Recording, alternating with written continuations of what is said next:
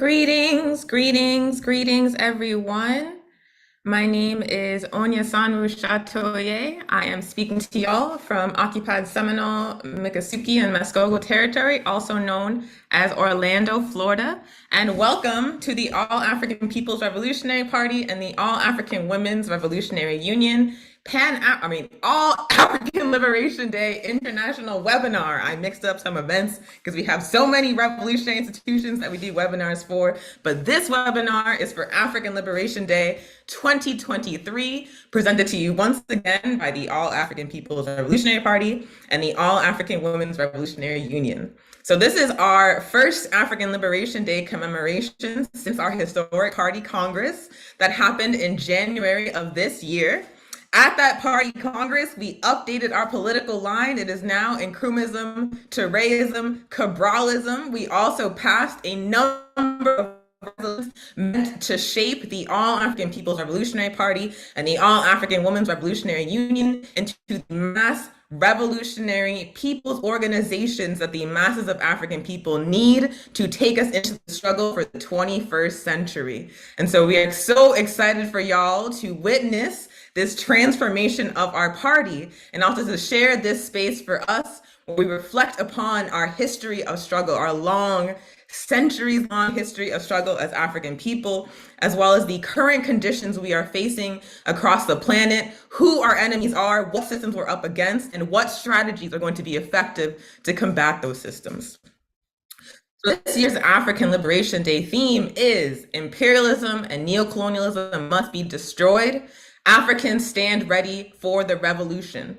And we chose that theme because we have to understand, as African and colonized people fighting in the struggle today, that imperialism is the primary enemy repressing, exploiting, and brutalizing people all across this planet, destroying the land, destroying the water, destroying the earth we need to live while exploiting all of us. So if imperialism is our primary enemy, then neo-colonialism is the primary strategy that enemy uses in the 21st century to keep us down. In order to defeat that enemy, we have to understand the strategy, we have to understand what it looks like, and we have to understand what we can do collectively to combat it. So today we have a truly international webinar for y'all. We have speakers from Guinea, we have speakers from Burkina Faso, we have speakers from Guinea-Bissau, from Palestine, from Cuba, from Algeria, all speaking to this theme of imperialism and neo-colonialism. They're going to be educating all of us about what the context of their struggle looks like, what neo-colonialism looks like where they are, what the enemy is using against them, how they are fighting back. We are here to learn together. We are here to build together. We are here to shape the strategies that are going to help us win once and for all, one unified socialist Africa. In order to defeat the enemy, we must understand the enemy, and we will come to understand the enemy by learning and fighting side by side. So just some brief housekeeping notes. This webinar is not just happening in Zoom. It's also streaming live on all African People's Revolutionary Party social media platforms on YouTube, Facebook, and Twitter. Say hi to the folks out in cyberspace that are joining us today. Welcome, y'all. For those who are present in the Zoom webinar with us, we do have translation available. Like I said, this is a truly international webinar, which means that there are going to be people who are speaking all kinds of languages. We want to make sure that we understand each other, that we can learn from each other, that it's accessible. So we do have translation available in English, Portuguese, Spanish, and Arabic, as well as French.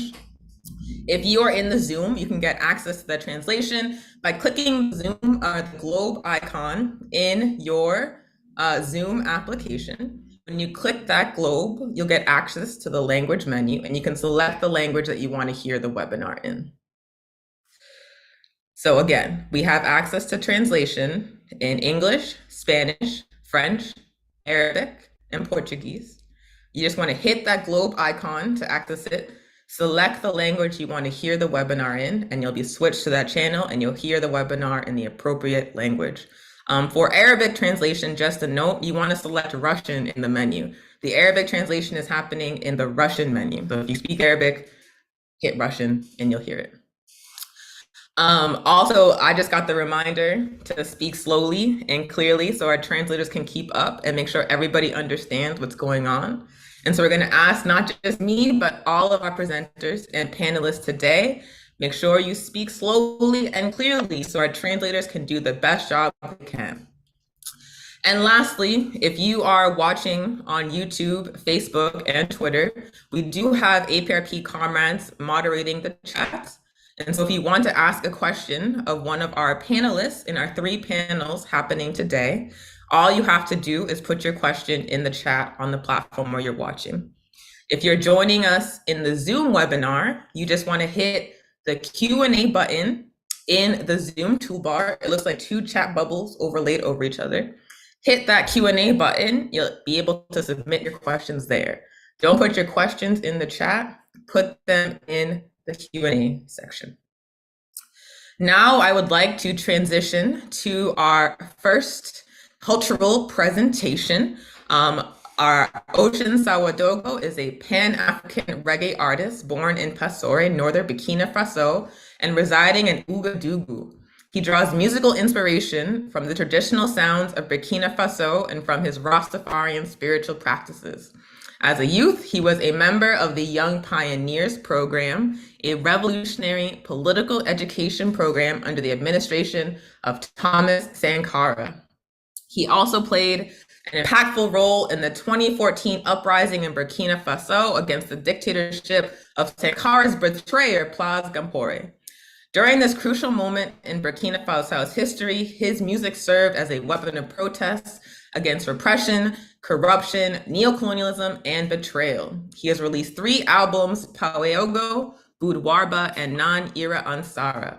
Without further ado, I'm going to play the lovely sounds of Ocean Sawadogo.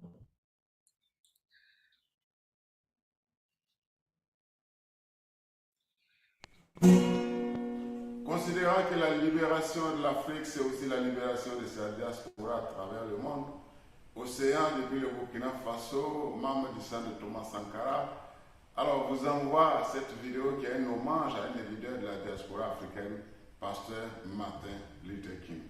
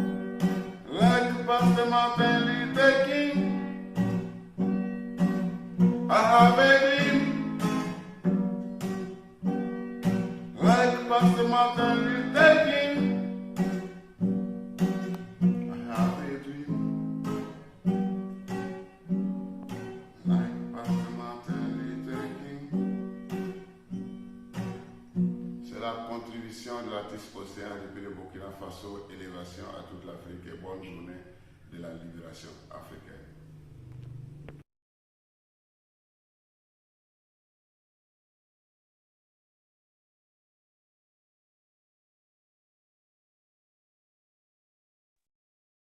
All right. Greetings. Thank you. That was a beautiful performance. So we're going to continue to our first panels. Greetings, I am Halima Bruce, the cadre organizer with the AAPRP. Hello. Yeah, we'll start our first panel, which deals with Pan Africanism, Neo-colonialism, and coup d'etats in Africa. Each panelist will go into how these impact the lives of Africans and the continent, and how Pan-Africanism can be used as a weapon to combat these types of oppressions and lead the masses to victory. So we'd like to start with our first speaker, who is broadcasting from Washington, D.C. We'll be discussing neocolonialism and extractive industries in Congo. He is the executive director of the Friends of the Congo. As many of us are aware, the Congo continues to face a lot of exploitation, where the resources that rightly belong to Africans, continue to be exploited.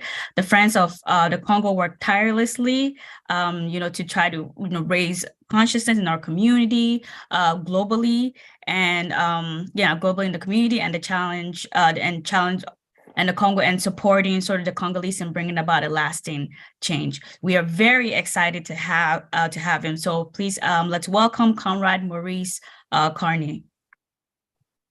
Thank you, sister. Can you hear me okay?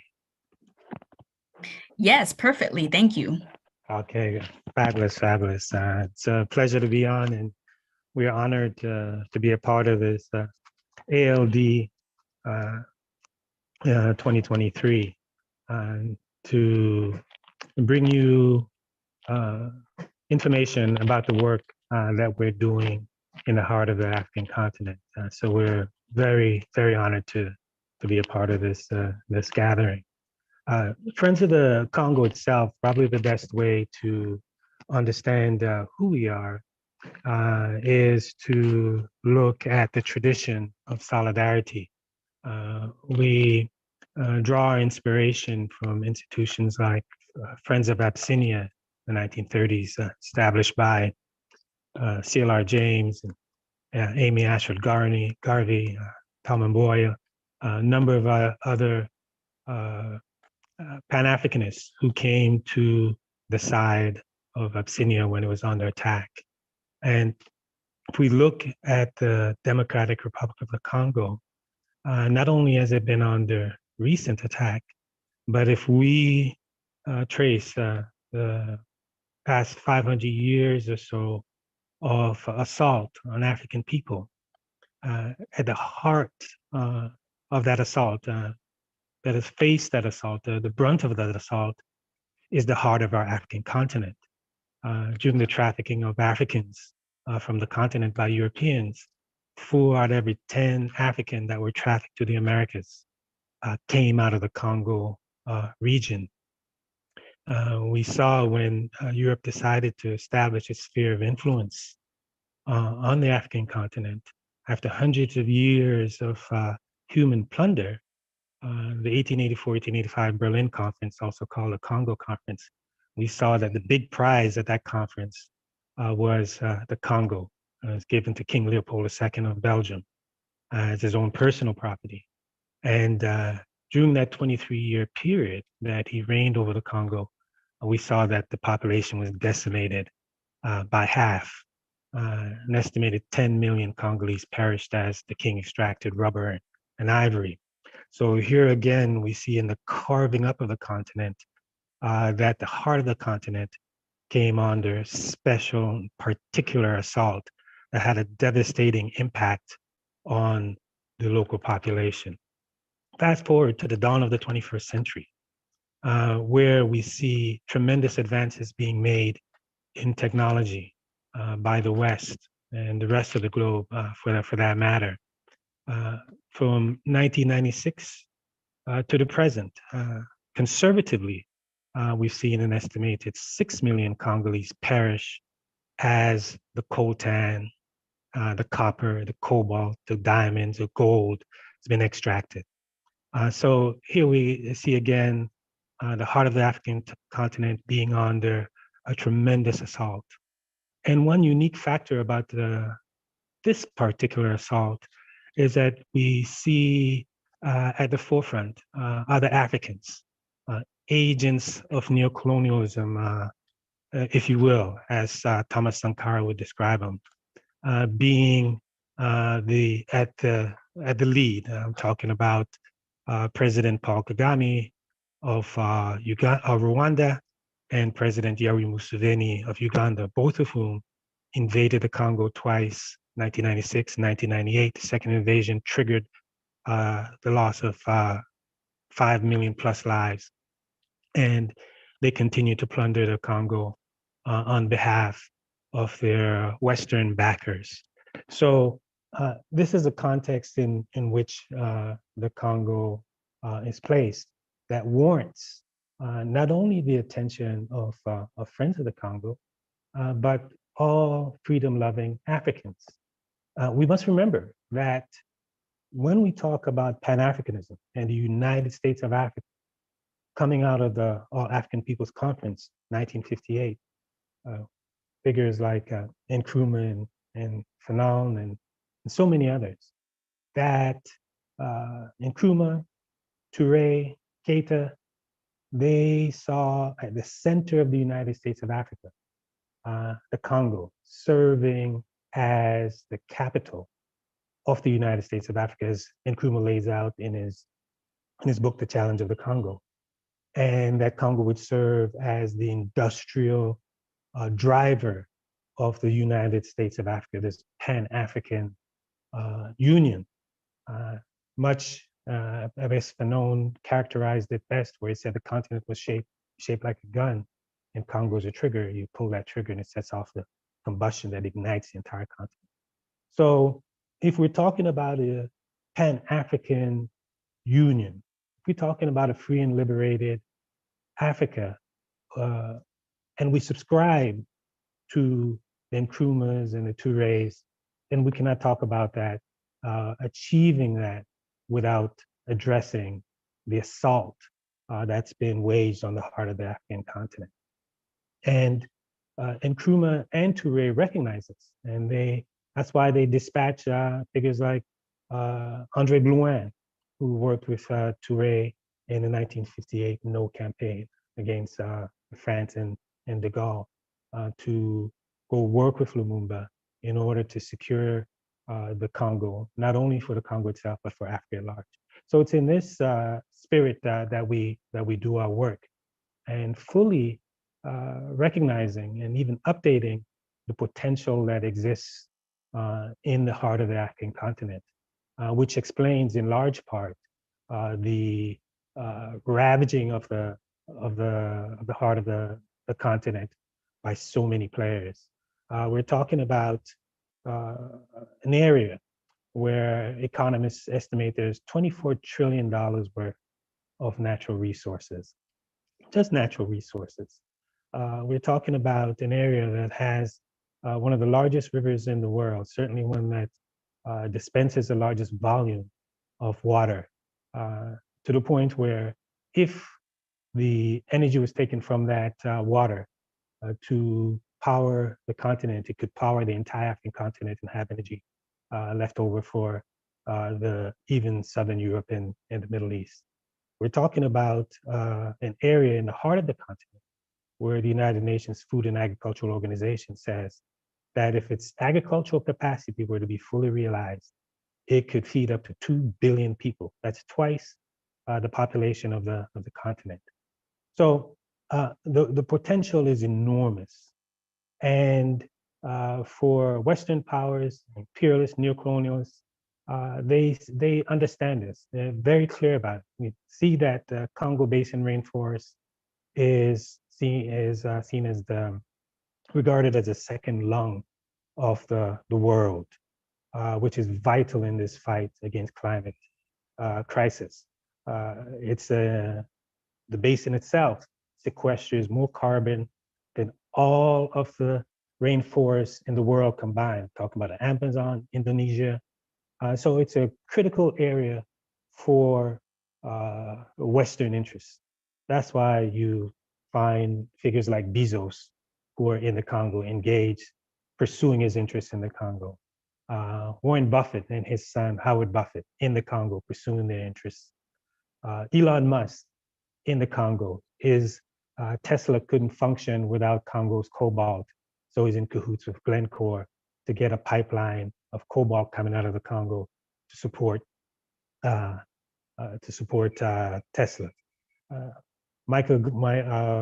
Bill Gates and his Microsoft, his former company, they're in the Congo, looking to see. They've acknowledged that we can't realize this green transition without Congo's cobalt.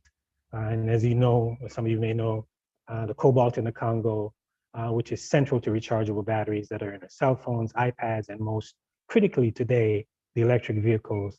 Congo has that in spades. If you add up all the countries in the world and the cobalt that they have, they don't equal what Congo produces.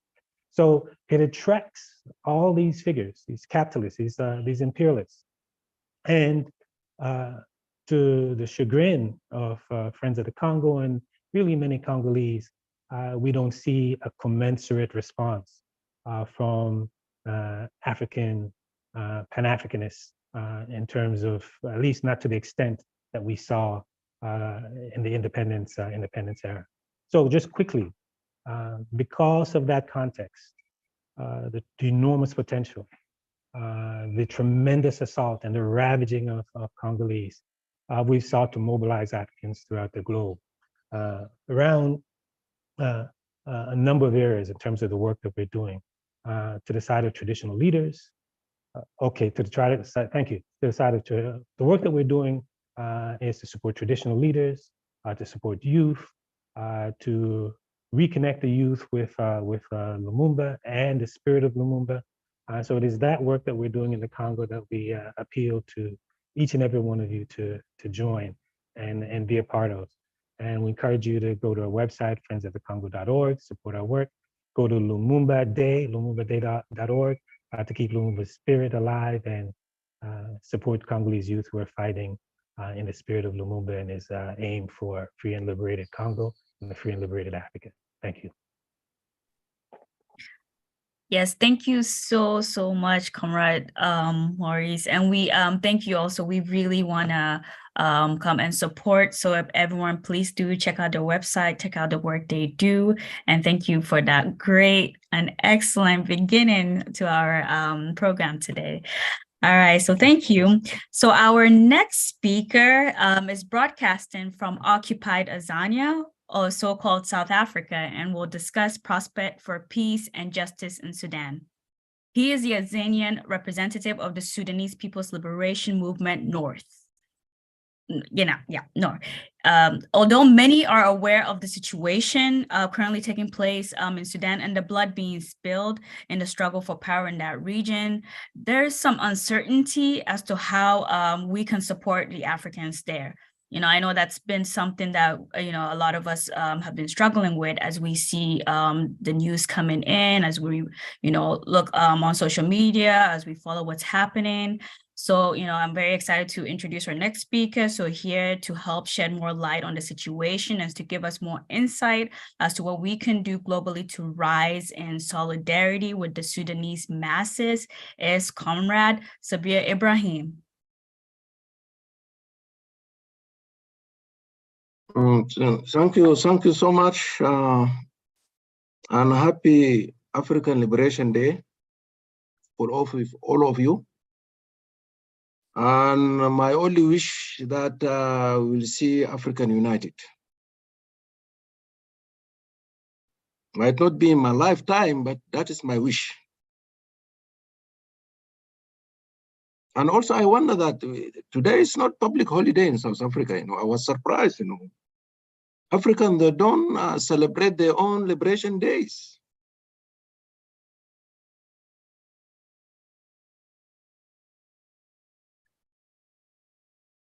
I've been in exile for 28 years because of the situation in Sudan. I'm a freedom fighter. Then I must come straight forward to my point. Before I enter to my point, precisely, I would like to thank the host and for giving me this opportunity. On behalf of the Sudan People Liberation Movement, North,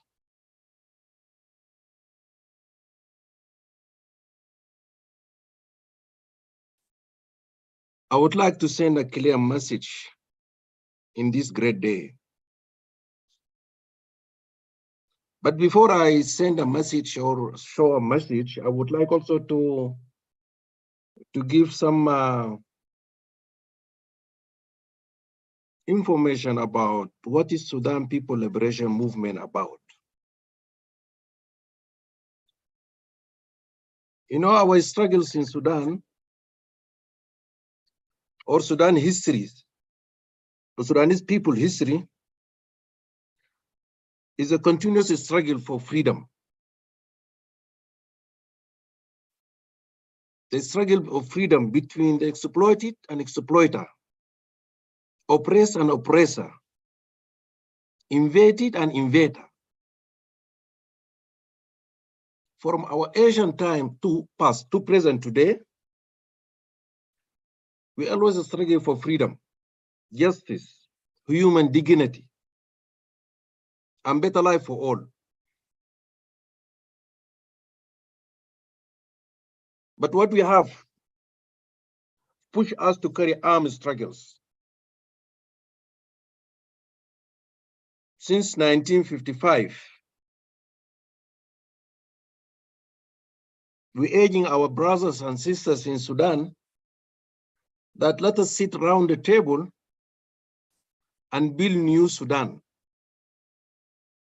in the new basis of justice and equality and freedom.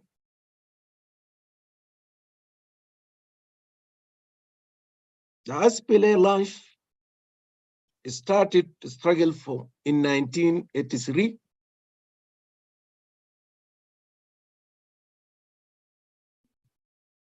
We fight in 1983 up to 2005. We signed peace agreements in Nairobi.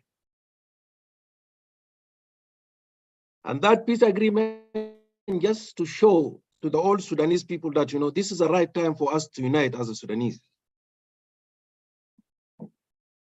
But unfortunately, we fail as a Sudanese elites that to unite. That's why we end up Sudan divided to two in 2011, July. South Sudan, the capital is Juba, and North Sudan is Khartoum.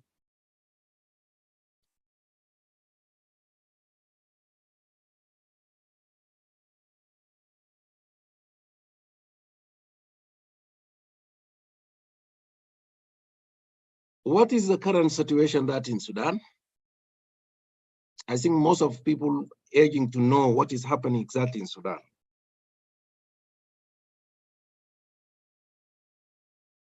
In 2011, when South Sudan became an independent state, we in Sudan People Liberation Movement, we used to be a one movement.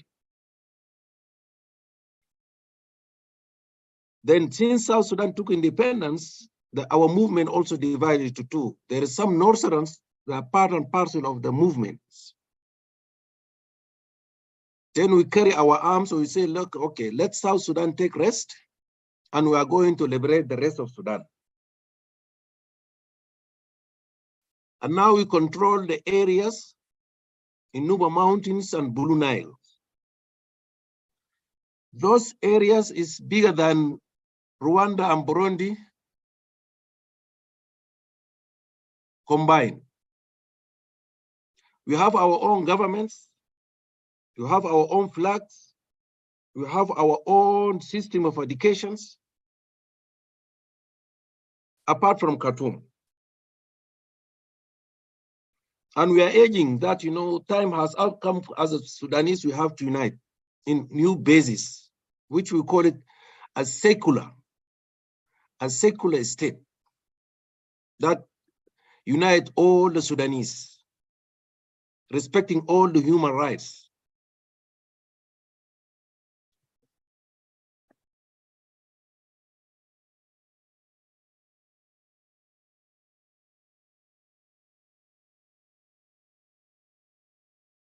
So what I'm trying to say, the current situation now is so sad that the boss generals of Bashir system, we overthrow Bashir system to put a new system. The same virus of disunity between us also start again. We failed to unite to rule Sudan post-Bashir. And now what happened? Bashir has been out. Now we are ruling and controlled by the general of Bashir's. Those are the securities of Bashir, it seems. That's why the half revolution is no revolutions. What happened? The two generals have got interests to control power in Khartoum. Whoever carrying arms to control. Who control what? And what end up? Now the whole Khartoum being destroyed. All the infrastructure's down, all the industries is down, the airport is out of touch. Millions of the displaced, internal displaced, external displaced. Bodies in the street for the last 2 weeks, nobody even buried them. No water, no electricity. Is a catastrophic situation in Khartoum now, so to speak. Only because of power.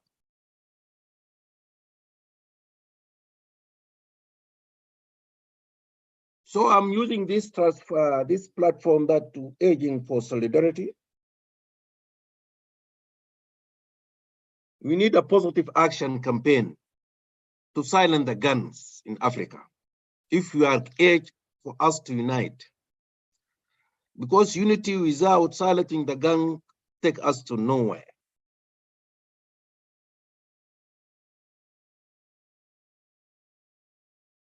How we should do this? These are really difficult questions, need to be answered. The colonials, they have their own hands in the current wars because of resource. You have minerals, you have golds, we have everything. But because of the greediness of the generals, now we end up in war. And we don't know how long that war can be stopped. Because the external factors, now they're pushing their own agendas.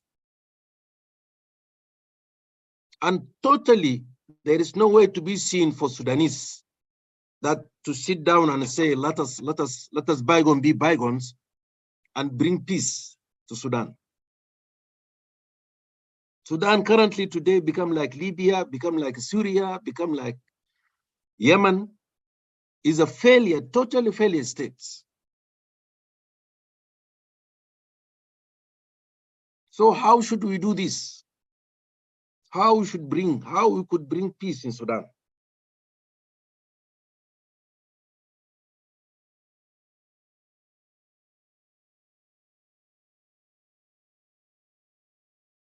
It's a dilemma, really. It's a dilemma. How we should do it, I don't know. I don't know. In the last minute that I would like to invite comrades around the world that should visit us in our liberated area. You are most welcome. And to see the things in the ground. You know, the war in Khartoum didn't affect us as such because we have our own control areas. But it still is our sisters and brothers and all part of our families. So I repeat my urging that, welcome to our liberated area to see what is happening on the ground, to show solidarities, and we exchange ideas and experience. I myself believe that without arms, there is no liberations. If you didn't carry arms, nobody listened to you.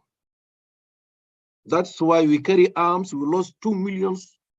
We managed to liberate South Sudan. South Sudan today is a free country, free African, indigenous African countries.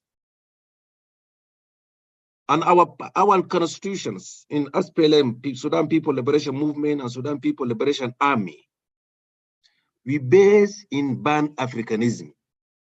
That is the only solutions.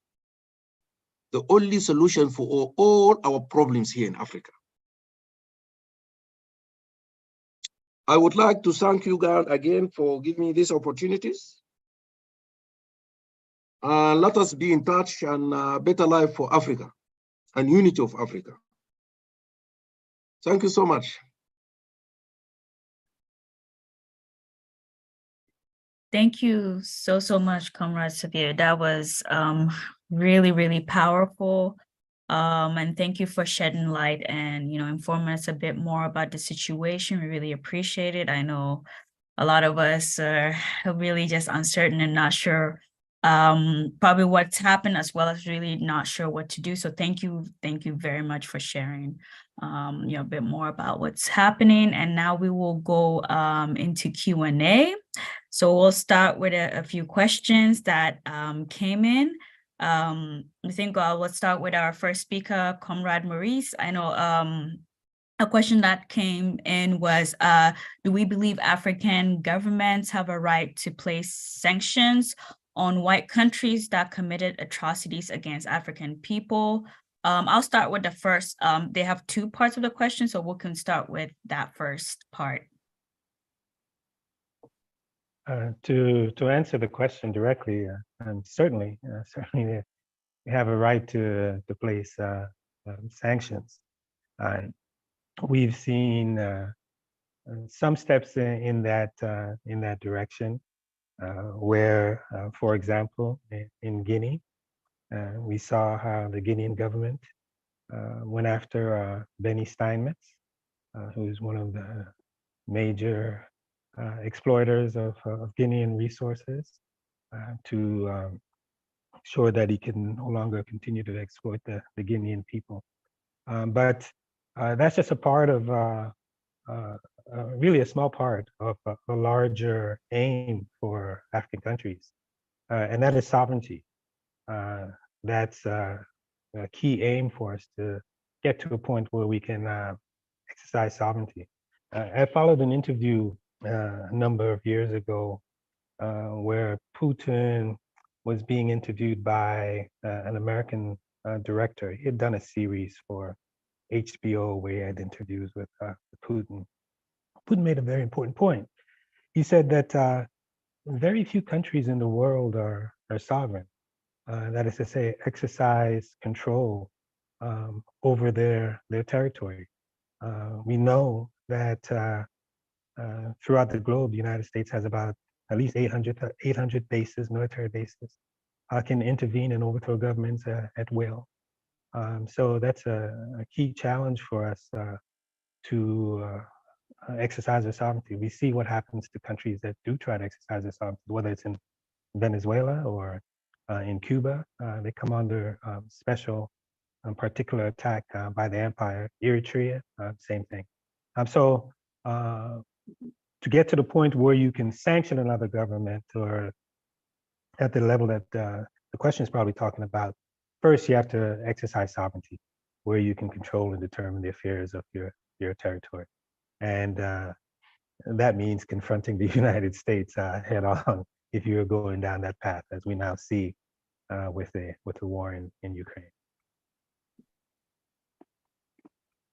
Thank you for that. Yeah, definitely. Yeah, thank you so much for that question. All right, so the next question is going to go to our second speaker, Comrade Sabir. So someone asked, has the African Union offered any ideas to help resolve the conflict in the area? Or can any of us maybe offer some type of suggestions to conflict? I think there was also a desire for folks how we can also connect with organizations, or with you organizations, to sort of be more hands-on in being helping with the situation. So the second aspect of the question. So first, has the African Union offered any type of ideas, help as far as what's happening in Sudan? Thank you so much for the question. Yes, indeed, the African Union, a branch of African Union, call it IGAD, which are the body that is specialized in Sudan problems. They are the one who are working harder to solve the South Sudan, North Sudan crisis. They offer solution that, President Salva Kiir Mayardit of South Sudan and the President of Kenya have to travel to Sudan and solve the problems. But unfortunately, the access to Khartoum, it wasn't.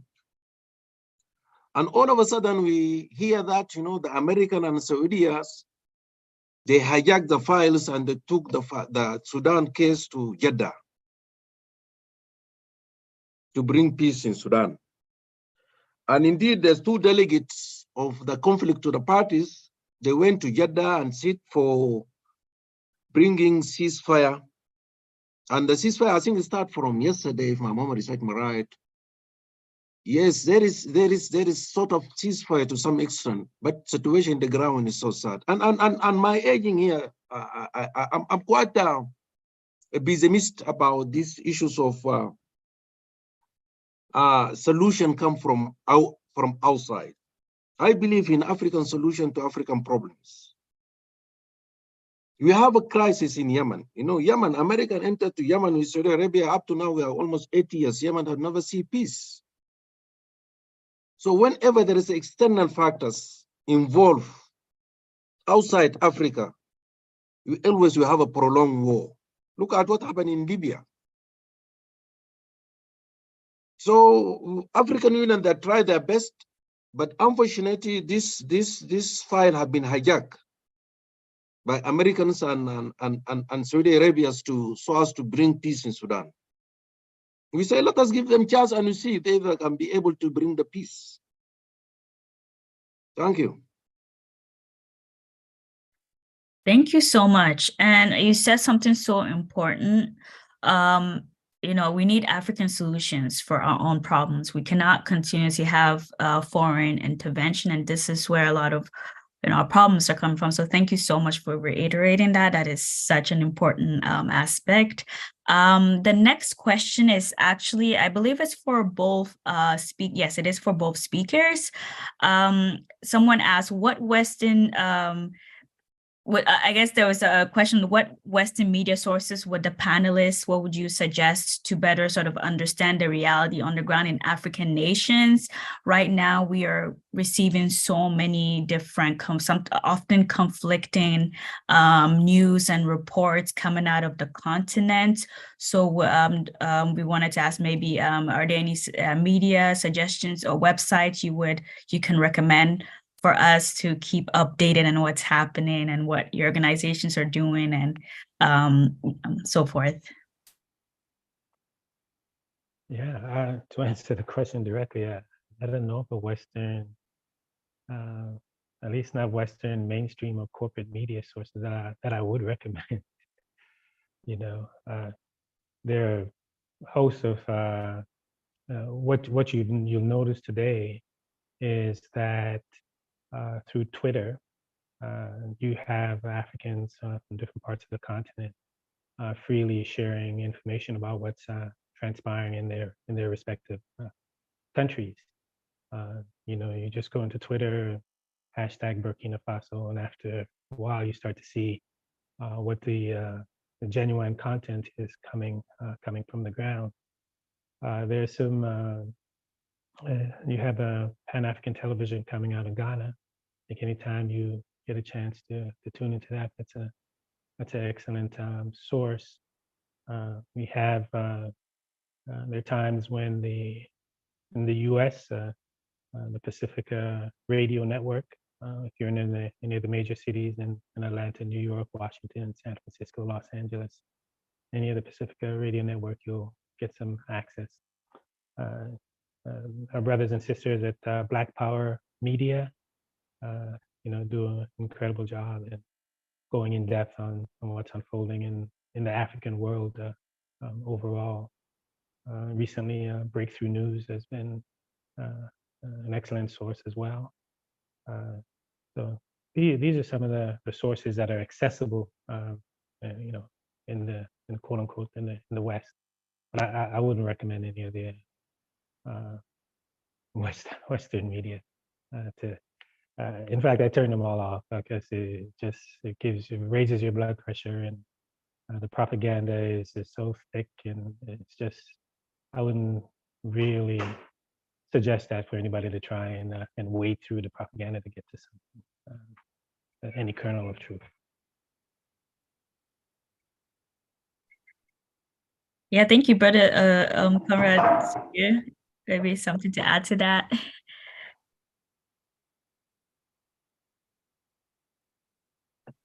Hello? Yeah, Yep. absolutely. Hood communist. Yeah, thank you, Hood communist. Margaret and Arjun was going to kill me. Black Agenda Report, for sure. Actually, that should be number one source. Black Agenda Report, Black Agenda Radio, If somebody can put the link in there, thank you. Without a doubt, our ancestor Glenn Ford did a remarkable job. Bruce Dixon, our ancestor, in setting that network up. Sorry, I didn't mention that at the outset, but without a doubt, I'd put that on the top of the list. Black Agenda Report, Black Agenda Radio. Thank you. I just yes, definitely Black communist, Hood communist and Black Agenda Report. Definitely, just to emphasize that. Thank you.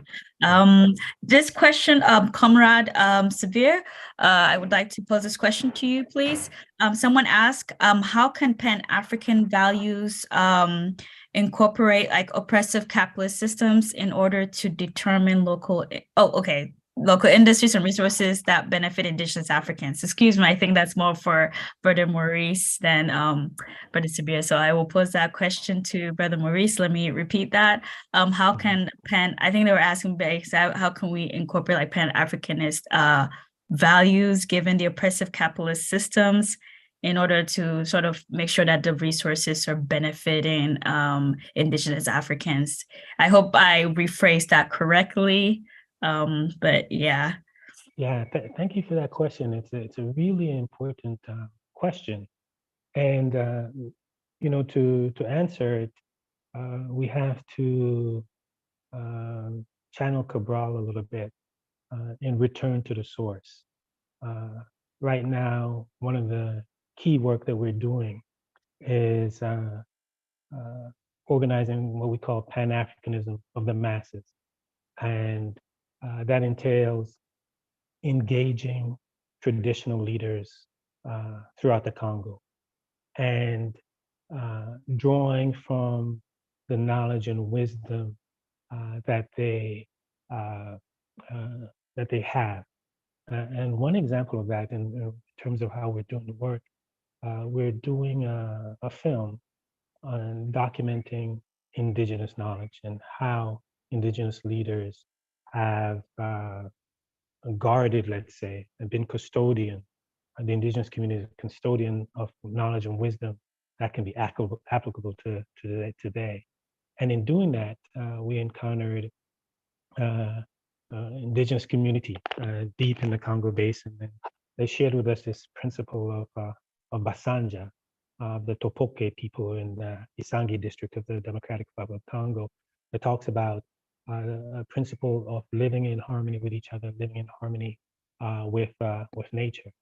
And it is in doing this work and unearthing this wisdom that is found among our traditional communities that can infuse Pan-Africanism. Because not only do we look to have it stay there, but the leaders are saying, well, we need to transmit this knowledge to a younger generation, transmit this knowledge to a broader community. So it's returning to the traditional sources, capturing it, amplifying it, sharing it with young Congolese, young Africans, that we think we can infuse that sense of Pan-Africanism in the natural resources that we have. And the most critical one is, of course, is our intellectual capital, our tradition, our spirituality. So that's how we're doing that. And I encourage people to check out the work that we're doing at basanja.org, or that it's BASANDJA, basanja.org. Okay, thank you so much. We have just time for one last question. I think it's an excellent question. When it comes to the situation in Sudan, it was asked, what role are women playing in the Sudanese movement? What are some women's organizations we can reach out to? I think, this is a very important question. Yeah, thank you so much. Yes, indeed. There's many women platforms that you can get in it, because you see the situation now, so to speak, in Khartoum is so bad, whereby the net also is not quite convenient. So if you urge, I can link you with many women organizations that, and as indeed you see nowadays, because most of the men are in the France and some of them they left the Sudan, who are suffering, the women and children. This is the only sector that, they lose a lot, they're suffering a lot, People are working for almost 3-4 days barefoot to cross the border. Yes, indeed, I can help you out with this one. Yes, many women's organizations that you could reach out, Thank you. Yes, thank you so much. We'll definitely reach out and get the names of some organizations we can work with. Thank you. That is so important. And thank you. And that time is up. So we thank you all. That concludes our first panel. We'd like to thank our panelists for their contribution and the viewers for your great questions.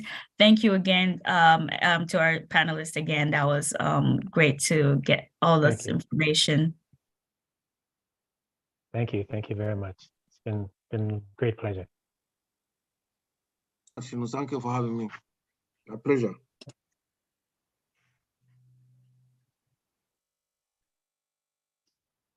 All right, I guess I'm up. Thank you, Alimatu. Thank you, panel one. I'm India with the All African Women's Revolutionary Union, is the women's wing of the All African People's Revolutionary Party. Here to present the AAPRP, African Liberation Award. The first one we have coming up is the Kwame Ture Black Star Labor Award. The Kwame Ture Black Star of Labor Award began as the Black Star of Labor Award. We renamed the award after his transition in 1998.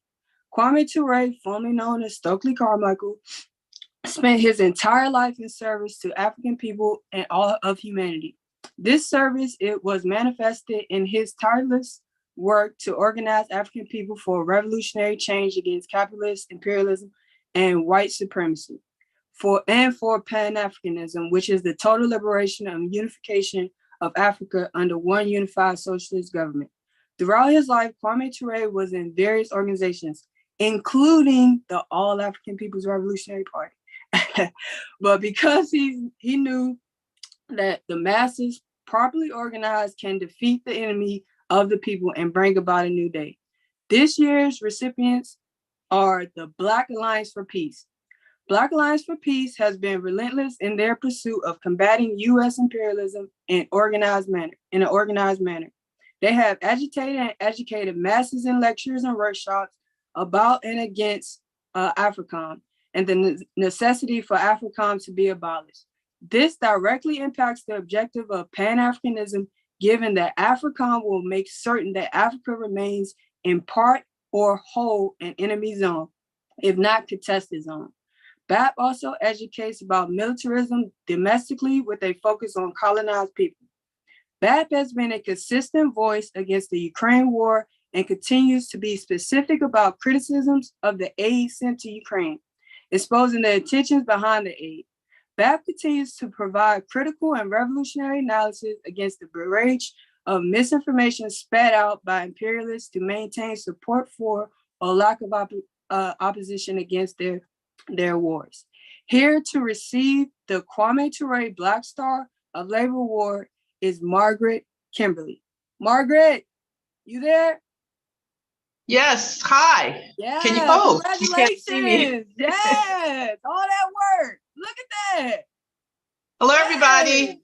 Thank you all so much. It's such a pleasure to join you all, friends and comrades. And there's a lot of overlap from Black Alliance for Peace and AAPRP. I see so many people here who are members of BAP and also of AAPRP.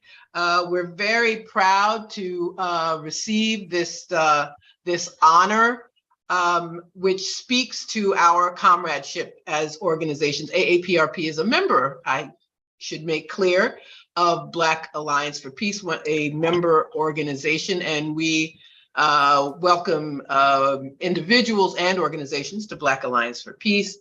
And so it's an honor. We're very grateful for receiving this very important award, which speaks to the strength of both of our organizations and of the fact that we every year acknowledge and participate in African Liberation Day. So thanks again. Thank you all so very much for this honor and for inviting me to be the person who thanks AAPRP for this great acknowledgement. Thank you so much.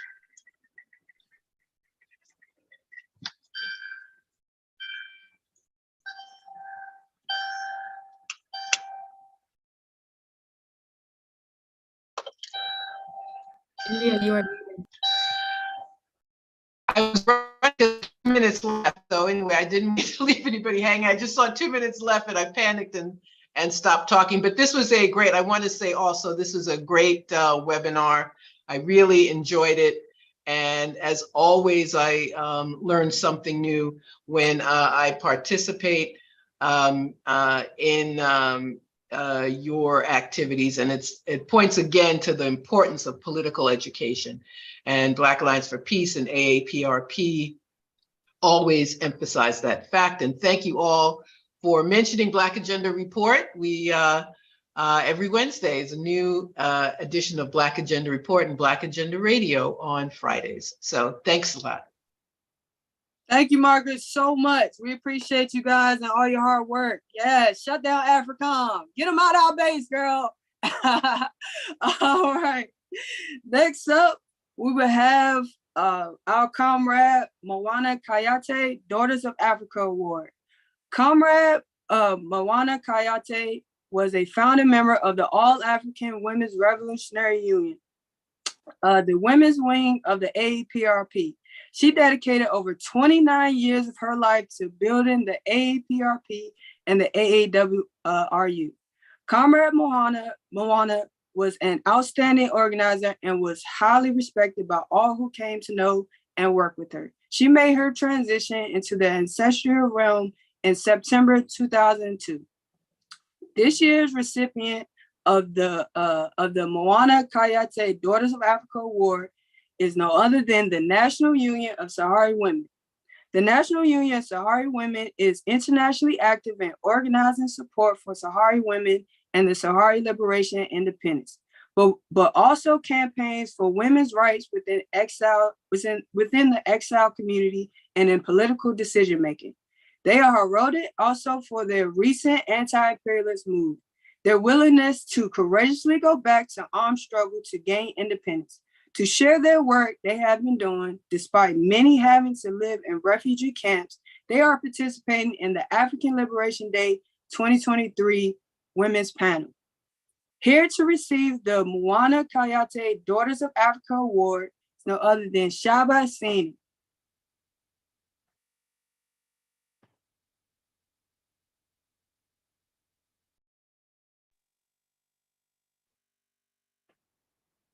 Comrade Shaba, are you here? Buenas tardes, ¿me escucha? ¿Me escucha, no? Yes, we hear you. Muy buenas tardes Vale, muy buenas tardes a todas y a todos. Os agradezco mucho a vuestra invitación, pero a la misma vez os felicito por el día de nuestro continente, el continente africano. Muchas felicitaciones por este día tan importante. Todos como pueblos, cada una busca su liberación y su independencia depende del colonialismo. Y como el Sahara Occidental es la última colonia en África, sabemos perfectamente que todas y todos nuestros revolucionarios están muy ocupados por no tener el Sahara libre para que terminamos un día así para todo el continente africano. Y hay un dicho, mientras que el Sahara no se ha liberado, todavía al continente le falta la liberación, porque el Sahara Occidental es del continente africano. Somos miembros de la Unión Africana. y somos uno de los países fundadores de la Unión Africana. Entonces, la lucha de la mujer saharaui viene de esta liberación, que las mujeres saharaui están buscando su liberación, su independencia. Y desde el inicio, las mujeres saharaui acompañaron su lucha para liberar el río de oro, el Sagi al-Hamra y el río de oro.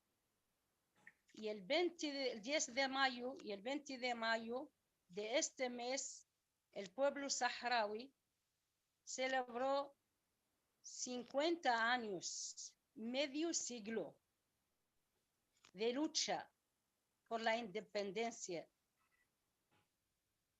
El pueblo saharaui vive más de 47 años en refugiados. Vivimos abajo la ayuda humanitaria en los campamentos saharaui. Pero del otro lado, es el primer país bien organizado en el exilio. Somos la República Árabe Saharaui Democrática, conocidos de muchos países, más de 88, de África, de otros países árabes. Y nuestra causa está en la ONU. Entonces, estas mujeres están divididas de dos partes. La parte que estamos refugiadas y otra parte que está abajo de la ocupación marroquí, los territorios ocupados. Y desde este punto que estoy hablando, os pido todas las revolucionarias del continente africano o todo el mundo para solidarnos con las mujeres saharaui abajo la ocupación marroquí, donde reciben todos los días a través de las autoridades marroquíes todo tipo de la violación y la violencia de sus derechos. El derecho de ellas, que ellas hacen unas manifestaciones pacíficas para la liberación, para la independencia. Entonces es una lucha el que ha acompañado la mujer saharaui desde el principio, su representante, el que es el Frente Polisario. Entonces somos mujeres solidarias también con todo el resto de las mujeres en todo el mundo y en África en especial. Somos luchadoras, somos resistencias por nuestra lucha. Luchamos por nuestra independencia, por nuestra dignidad, para que podamos expresar nuestro derecho de la autodeterminación. Entonces, muchísimas gracias por invitarnos. No puedo hacer un resumen de lucha de medio siglo, 50 años de lucha que ha luchado la mujer saharaui y todavía está luchando por su independencia, por su liberación, por su derecho de su independencia, por su derecho de la dignidad. Os pido que enfocan sobre nuestra causa, sobre la situación de las mujeres saharaui abajo de la ocupación marroquí. Con toda la solidaridad podemos conseguir lo que nosotros queríamos.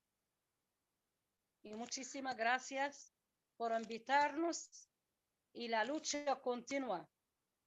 Yo tengo un dicho, un ejemplo, que no tiene territorio, no tiene vida, no tiene dignidad. Y por eso mismo el pueblo saharaui y las mujeres saharaui están luchando por su independencia y por la liberación de su territorio. Y muchísimas gracias. Thank you. Thank you. And it's an honor to have you guys here. I'm a big fan. So we appreciate all your hard work and lovely speech. And we can't wait to hear you guys in panel 3. And once again, under the situation that you're under right now, under pressure, under the Western domination, we just want to appreciate your time that we have you here. Now we must move on to panel 2, which we will go into right now, which is imperialism, global system of domination. Go ahead if you're ready, comrade.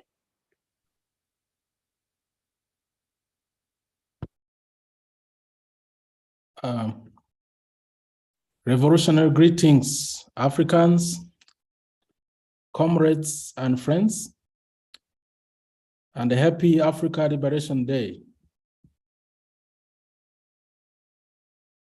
I am Vedas Ndizera from Wenyendoto Work and Study Circle of the All African People's Revolutionary Party, and I'm speaking to you from Rwanda, East Africa.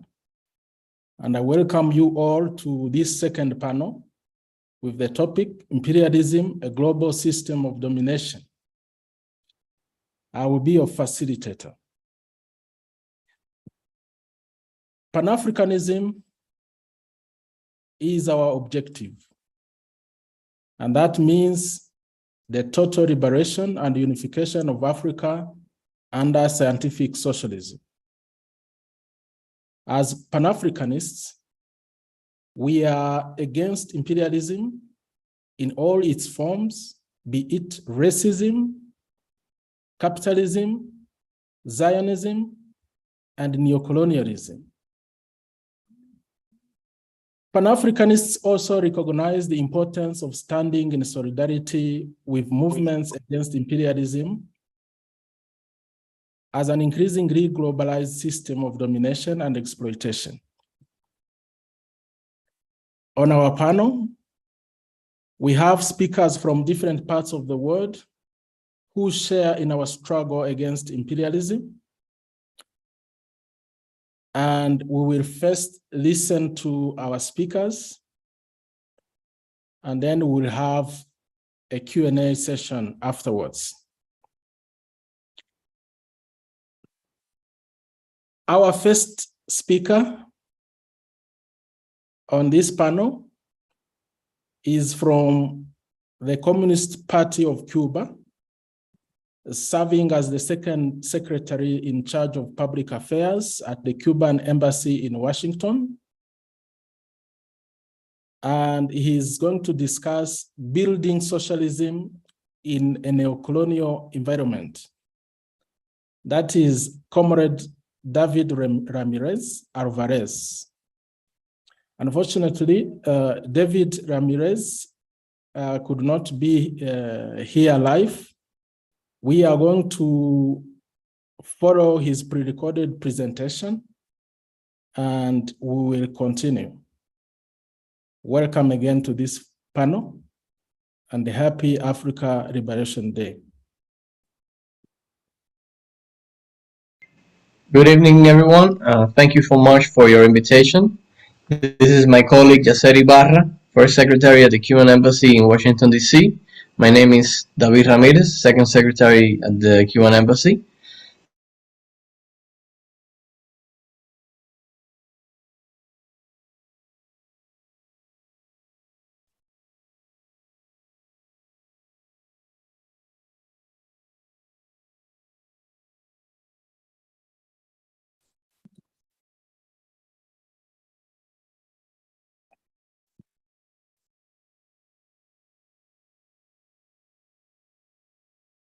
Sorry, just brief technical difficulties. I'm going to start the video again and restart the share.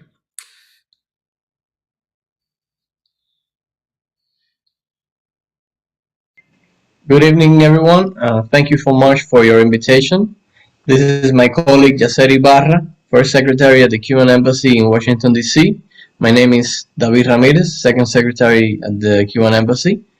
Thank you very much for having us here at this highly relevant meeting with Cuba, our country, and for the development of the world. I would not want to begin this meeting without praising the land of our ancestors, Mother Africa, on her day, May 25th. When we talk about socialism in a neo-colonial environment, we cannot fail to mention Cuba's exploits in seeking a sovereign future for its people. We could confirm that the first victory that our country obtained against neo-colonialism was when its rebel army managed to win a revolution in 1959, promoted by young people from the Cuban society with a strategic and ideological guide named Fidel Castro. This milestone triggered a series of actions that managed over the years for our country to obtain full sovereignty in the political, economic, and socio-cultural sectors as well. In this sense, the successive terrorist attacks, invasion attempts, and sabotage led by the US government unleashed the radicalization of Cuban society towards a path guided by socialist ideas and doctrines. The nationalization of industries key to the production of and growth of our economy, as well as the agrarian reform, which granted land to the peasants, protagonists of the wealth produced by the Cuban fields, were the first steps towards the great feat that was to return the national pride to our country. The realization of the literacy campaign led by young people and children in the most impoverished provinces in the country, in addition to the construction of schools, universities throughout the country to guarantee public, universal, and free access to education, were also the main axes to develop the social and political conscience of a society weighed down by decades of capitalist alienation at the expense of the main imperial power of the planet.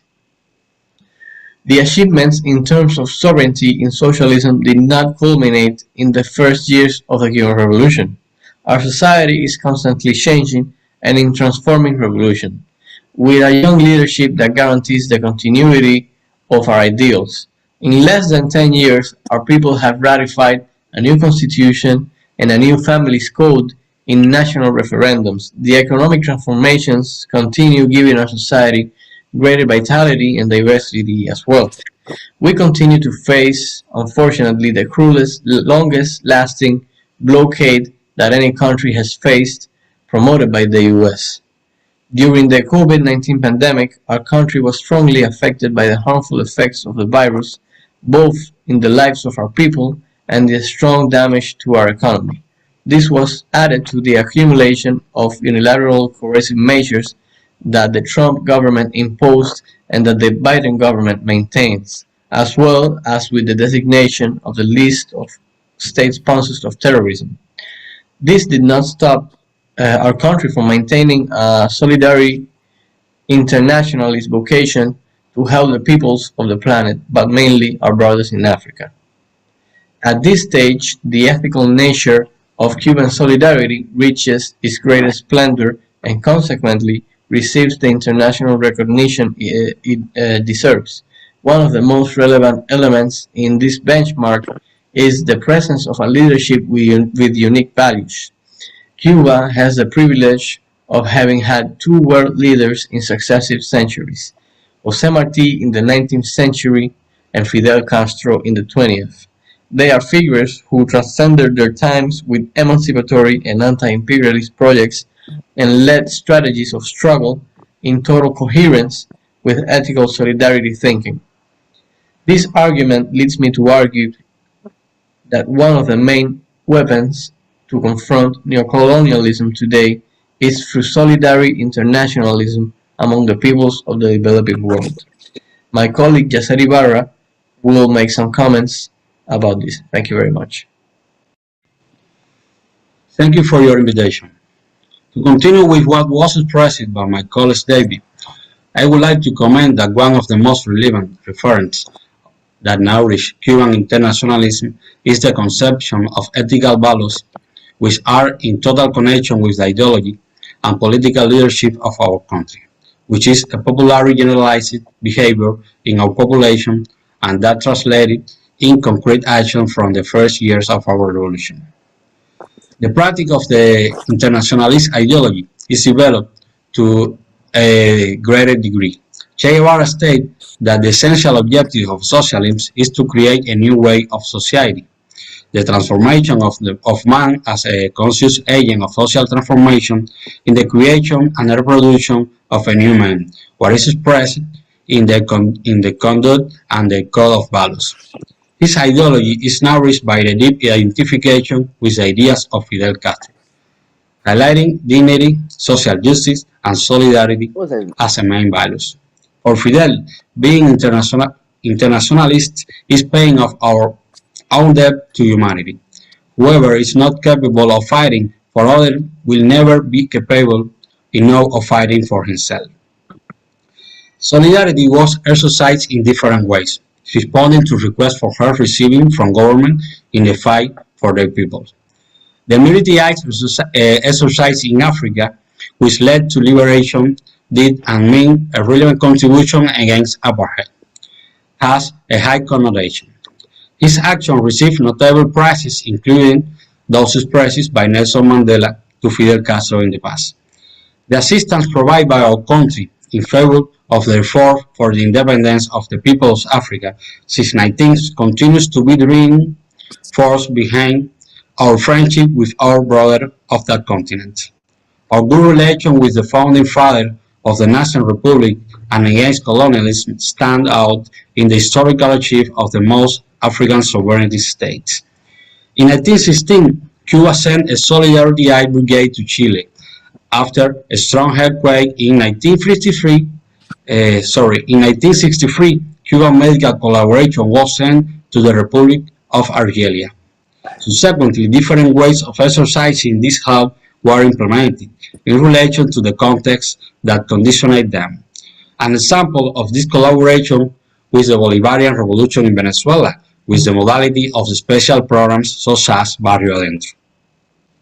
The Latin American School of Medicine is another example, inaugurated on November 15, 1999 at the initiative of Fidel. Has trained almost 30,000 doctors from other than 100 territories with the aim of practicing medicine in their own countries with the solidarity values. Another example is Misión Milagro, an ophthalmology program that since 2004 has restored and improved vision to more than 3 million patients in 35 countries in Latin America, the Caribbean, and Africa. But Cuban internationalism has also covered other spheres of impact, such as education, culture, and sport. For example, the Yo Si Puedo program, Yes I Can, designed and carried out by Cuba, has allowed more than 10 million people to learn, to rent, and write in 32 countries. In 2005, due to Hurricane Katrina, which affected the territories of Louisiana, Mississippi, and Alabama in the United States, Fidel created the International Contingent specialized in disaster situations, a serious epidemic. Fidel named the Henry Reef Contingent in tribute to a fighter of American origin who gave his life for the Cuban independence causes. The Henry Reef Contingent has carried out thousands of missions in other countries, such as the fight against the Ebola epidemic in West Africa, where 256 Cuban health professionals were present. Since before the pandemic emerged, Cuban medical collaboration was present in the world, with more than 28,000 collaborations. It should be noted that more than half of the collaborations are women. The Cuban medical staff offers care with a high scientific preparation and deep human content, in accordance with the academic and ethical training received. It is exercised in the most remote places of the receiving country, and often in unfavorable circumstances in terms of distance and conditions, but it permanently receives multiple expressions of gratitude from the population in each country. The current scenario gives the sphere of internationalism another dimension, as relevant as the motivation to achieve social justice as humanism. It is the understanding of solidarity as a compass of conduct, the rational rejection of exploitation, the assimilation from the intelligence of the fight for the different ways of living and being. In this sense, the words of our President Miguel Díaz-Canel acquire notable relevance. COVID have come to remind us how interconnected we are in this world, a circumstance as a favor to the spread of contagion, but at the same time force us to fight it in a coordinated way, betting on cooperation and solidarity, two practices that the vulgar neoliberal pragmatists almost boring.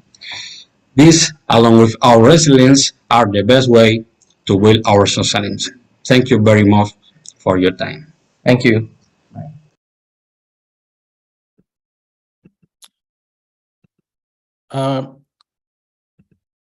Thank you very much, Comrade Alvarez and your colleague. I think you have presented very clearly how Cuba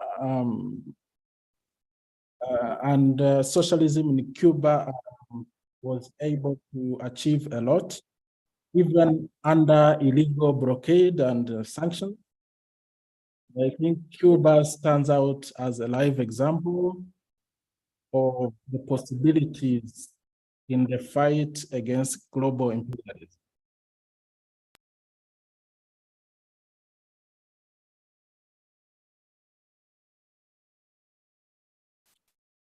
Okay, sorry for that technical difficulty.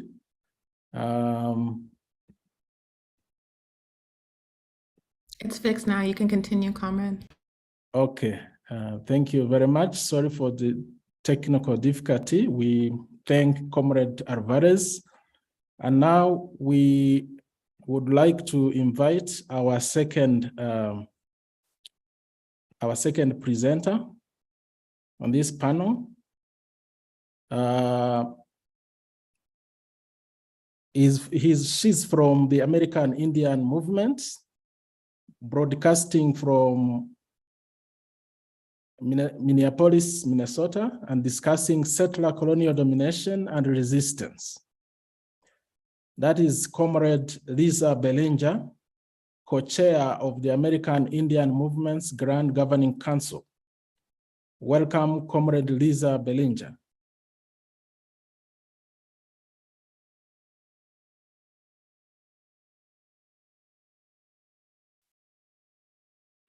Comrade, you are Comrade muted. Lisa Bellinger, can you hear me?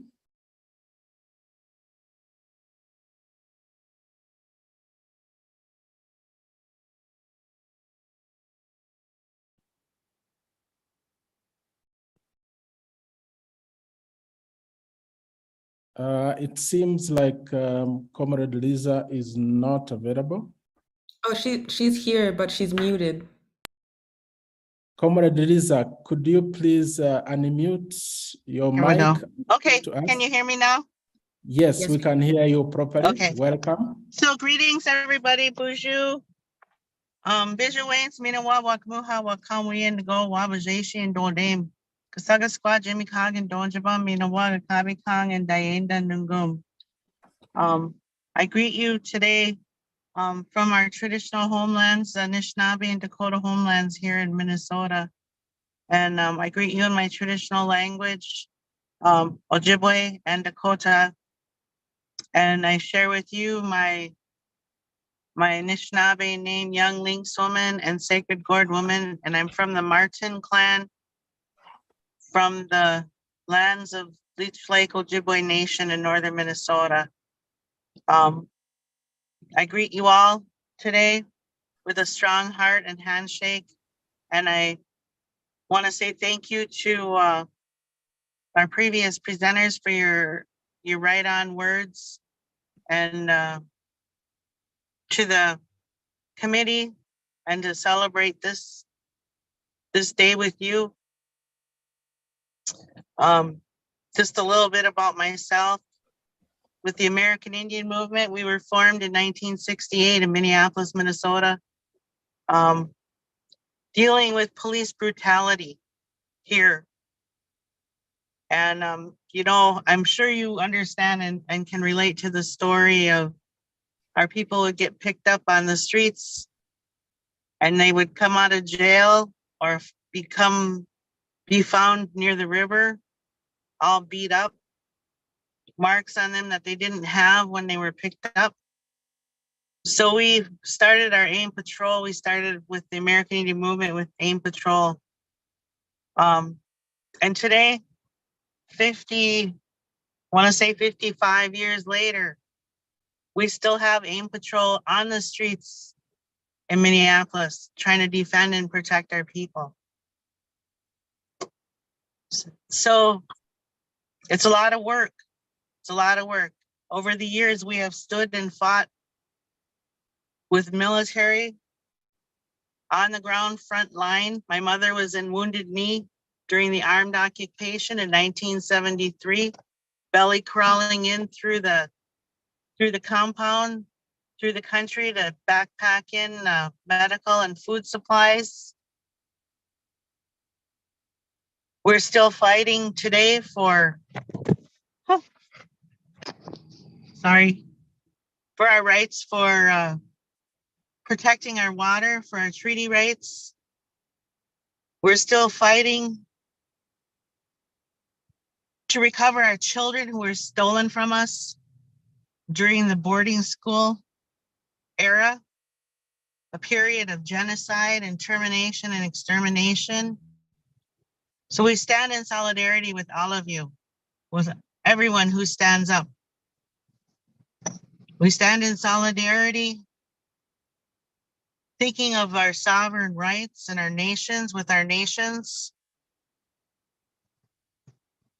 Today, 55 years later, we are still facing infiltration and the COINTEL practice of the foreign US government.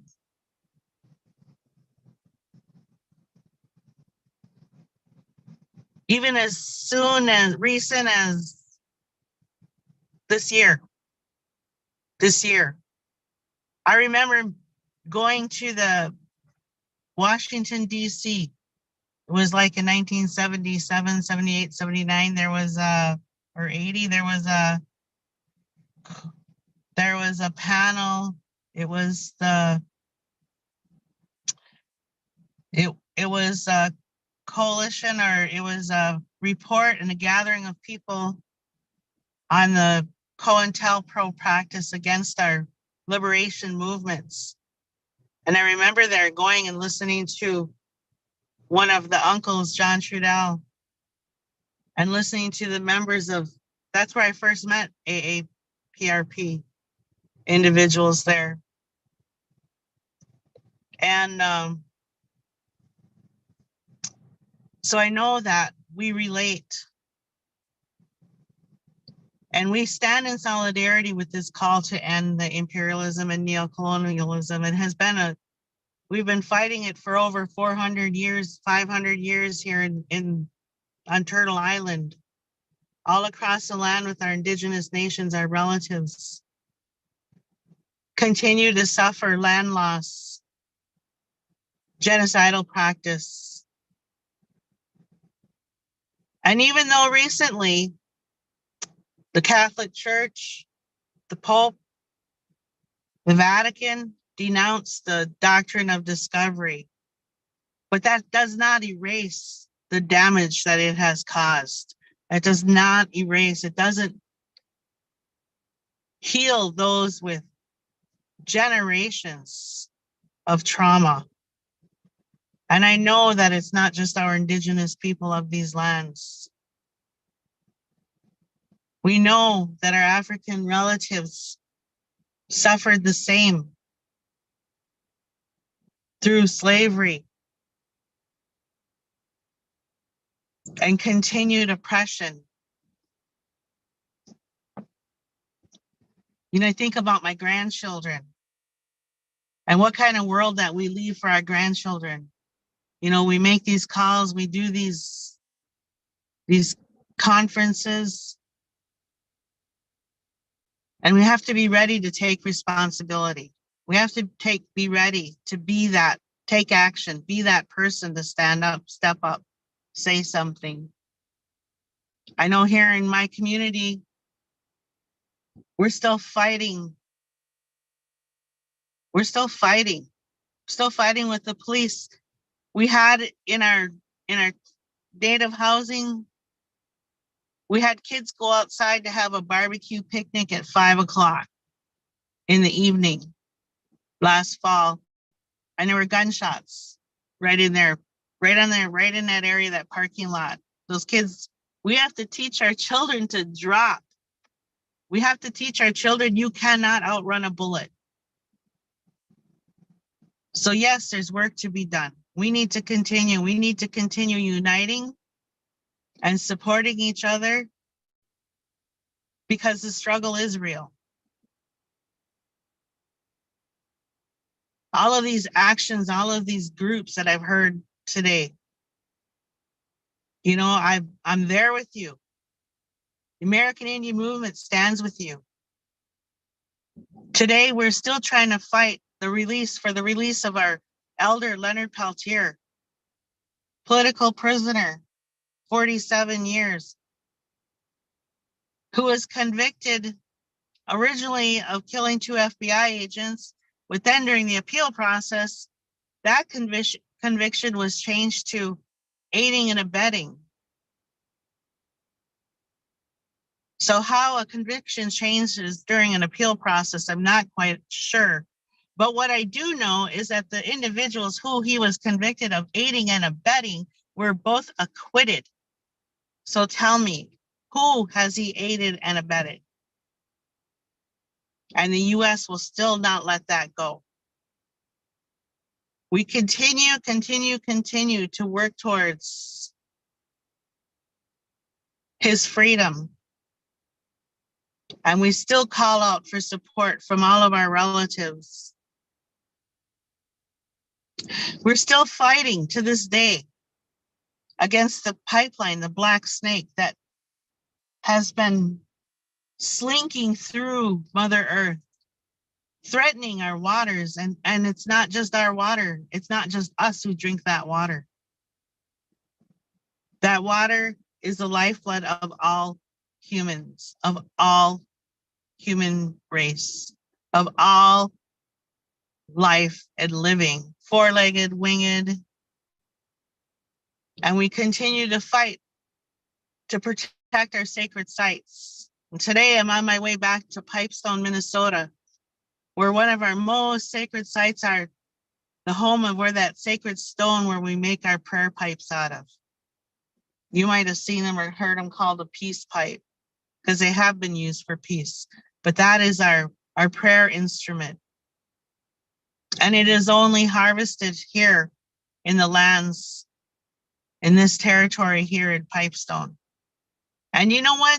We've learned that there is a pipeline that's going like a block away, not even a whole block away from our quarry where we dig that sacred stone up. And so we fought them and they say, oh yeah, we decommissioned it. But you know what? They just repaired a segment of that line that's like only a quarter mile away, above ground part of the line. They continue to lie to us and try and lead us in another direction. So you may be hearing from us soon, calling for help, calling for support and solidarity to protect our sacred stone here in Minnesota. So the work that's being done, we appreciate that.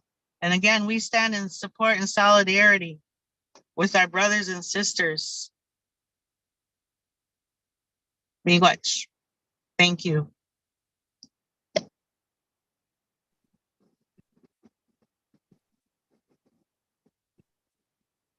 Thank you very much, Comrade Lisa. Thank you for that clear message of solidarity with the African struggle for independence. And we stand in solidarity with you, the American Indian movement. We know that imperialism, wherever it goes, it starts by taking people's land and continuing with all different forms of oppression. And we stand in solidarity. I think now we can move on to the question and answer session. I'm not sure whether we have some questions posted already, but I will start with this question to you, Comrade Lisa. How does the American Indian movement exemplify the effectiveness of organizing resistance against settler colonial domination?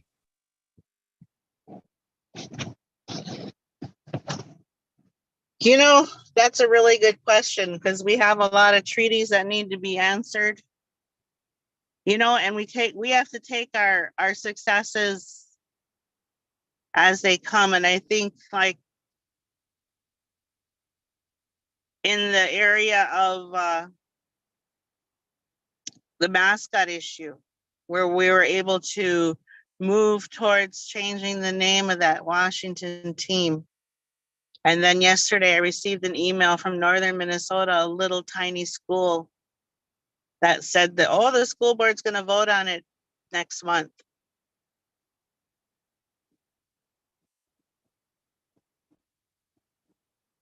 So we just have to keep going because there's a lot of more work to do.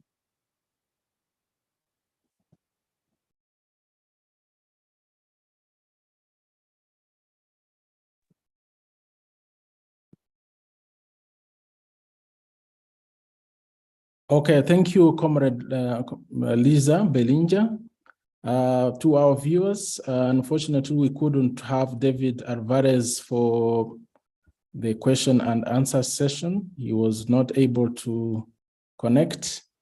And with that, I think we will wrap up and thank you, the audience. I think our speakers have shown great examples of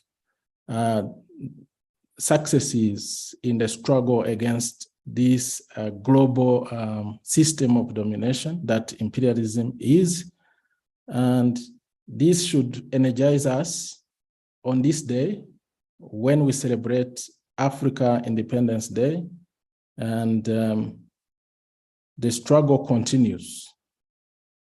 Thank you very much.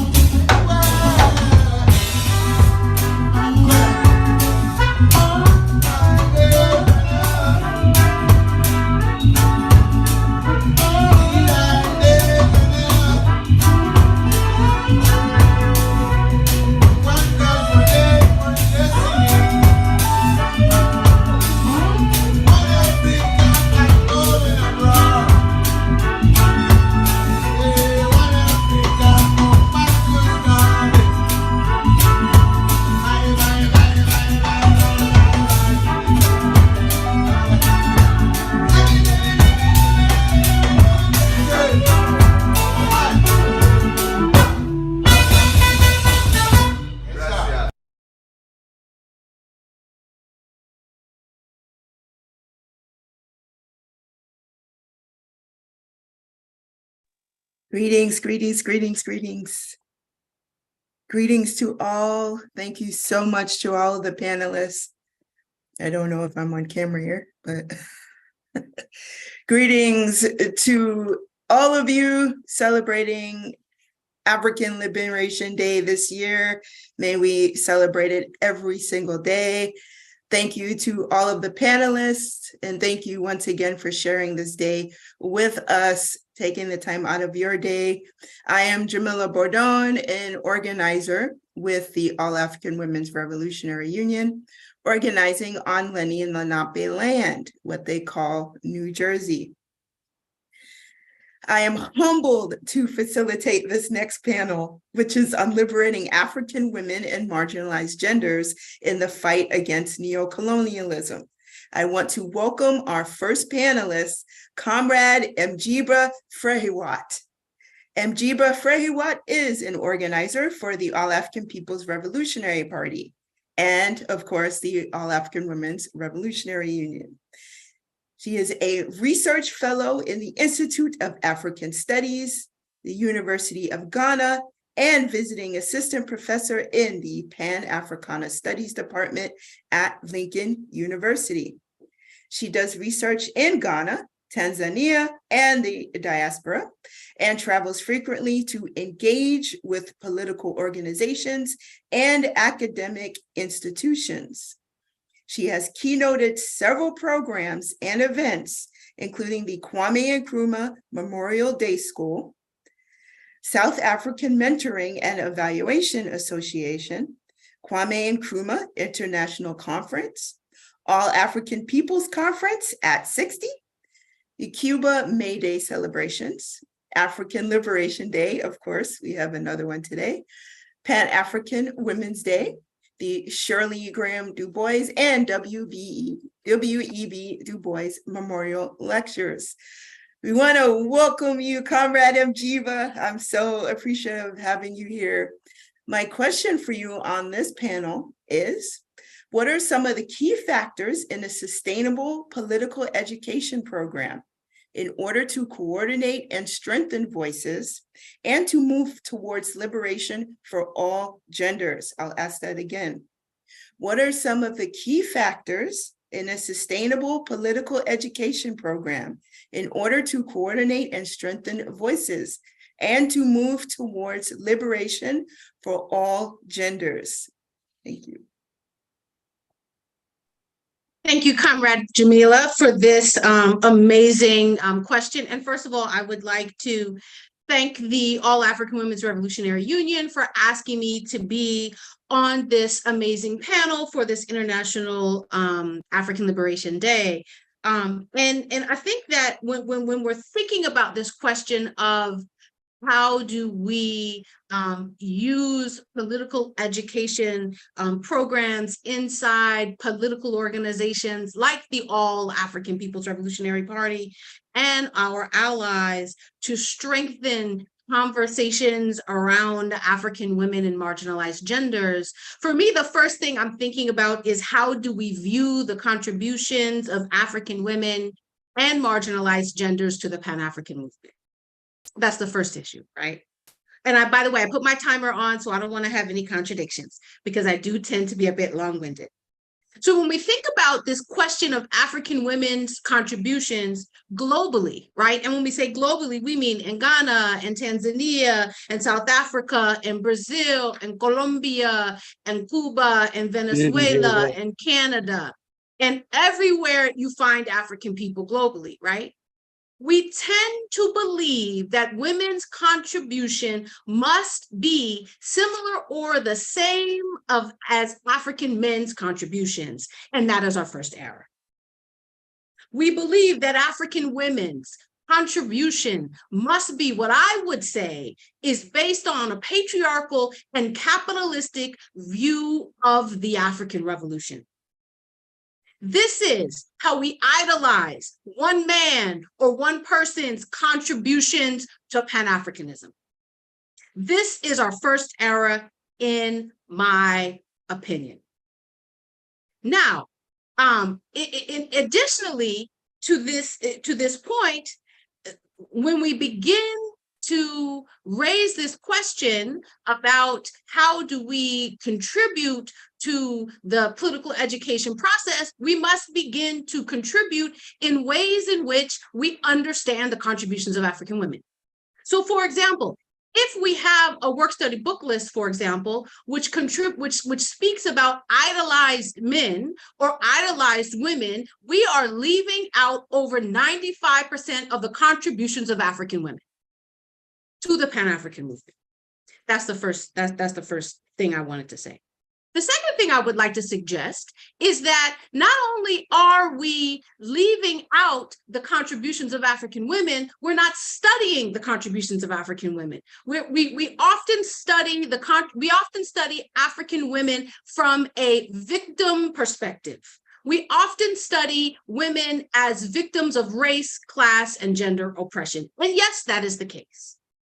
But we don't study the contributions of everyday women and men, by the way, and marginalized genders to the Pan-African liberation movement. And I just want to give a couple of examples. The first example I would like to suggest is when we think about this question of the liberation movements, right? And we think about the role that African women played. We often say that women were in the bush with men and they made a major contribution, right? But we rarely acknowledge that with heavy socially constructed gender norms, women still contribute to the Pan-African movement. For example, when freedom fighters were running from the colonialists, they hid in women's houses. Women carried messages across town because they were so-called they were not as much of a threat as freedom fighters. Women fed freedom fighters in the bush, and women were alongside freedom fighters. Women were educators of freedom fighters and children and the masses during this revolutionary movement, during the African liberation movement. So when we start to talk about how we can incorporate the issues that African women face in our education process, we must scrap the way that we view the contributions of African women. We must throw it away and begin to see the contributions through the eyes of African women. We must begin to say that African women, there were African women that were in the forefront, like Shirley Graham Du Bois, like Amy Jacques Garvey. But what about those African women whose name we don't know? What about the African women who went from door to door and leafleted to get people out to speak at Marcus Garvey's rally? Or the African market women in Ghana that were the primary reason that Kwame Nkrumah ascended to be the first African leader of Ghana. So we must begin to realize that when we think about how we contribute to or think about African women's contribution, we must rethink. We must turn our analysis on its head and rid ourselves of this capitalistic and patriarchal way in which we even study our own ideologues. And this is not good for African men either, or marginalized genders. I think I have 5 minutes left, and so I will quickly make my closing remarks. I want to give 4 suggestions about ways in which we can incorporate this question of African women's contribution and liberation in order to fight against neocolonialism. And this must be rooted in a political education process, but we must also recognize that it cannot be rooted only in an English-only political education process. 1, we must ensure that as African organizations, we actively address the gaps in studying and researching questions of gender in relationship to class and nation. When we think about African women's contribution, we should not think that African women's only contribution to the African Revolution is around the conversation of gender. We would be in error if we thought that is the way in which African women make a contribution to the African Revolution. So we must fill these gaps. We must read and think both from the eyes of those African women whose names we know and those African women whose names we don't know. We must acknowledge the contributions of African women globally and not so-called the conscious ones. For example, what kind of Pan-African activity is occurring on the ground now, today, as we speak, that we don't know about because they are not saying that they are Pan-African conscious women? What about the collective susus that we find across the continent? What about women who are paying school fees for nieces and nephews, etc.? What about women in the academy who are pushing a Pan-African agenda? What about women who are lifting up other women to be part and parcel of these institutions? And what about women in the market who are dominating and are unified across space and time? I know I have 2 minutes left, so I'm coming. We must move beyond elite circles and embrace the agency of African women from below. I'm going to say that again. We must move beyond elite circles and embrace the agency of African women from below. As I'm sitting here in Accra, Ghana, in my house, with my internet, with my laptop, in which the coltan has come from the Democratic Republic of the Congo. Across town, there is an African woman who's selling pure water so that she can put her children through school. She has Pan-African agency just as much as I do. Why are we excluding her from the conversation? Lastly, incorporate the study of African women and marginalized genders, not just in work study book lists. Let's not just think about including or adding women into these study processes. Let's think about African women and marginalized genders as part of the larger global African family. And I'll end here by saying this. It doesn't matter how many times, how many years, how many ideologues who are men are killed. Until African women and marginalized genders are free and liberated, Africa will not be free and liberated. Forward ever, backwards never. Thank you so much, comrade. Thank you, thank you, thank you. My goodness. So inspiring. The next, we have a presentation from Comrade Biloni Nahama Nantamba Nahase, the Secretary General of União Democrática das Mulheres da Guinea-Bissau, or UDEMU, the Militant Democratic Women's Union representing the PAIGC in Guinea-Bissau. Comrade Biloni will be speaking about organizing women in areas with strong neo-colonial influence, and this will be a presentation on video. Thank you.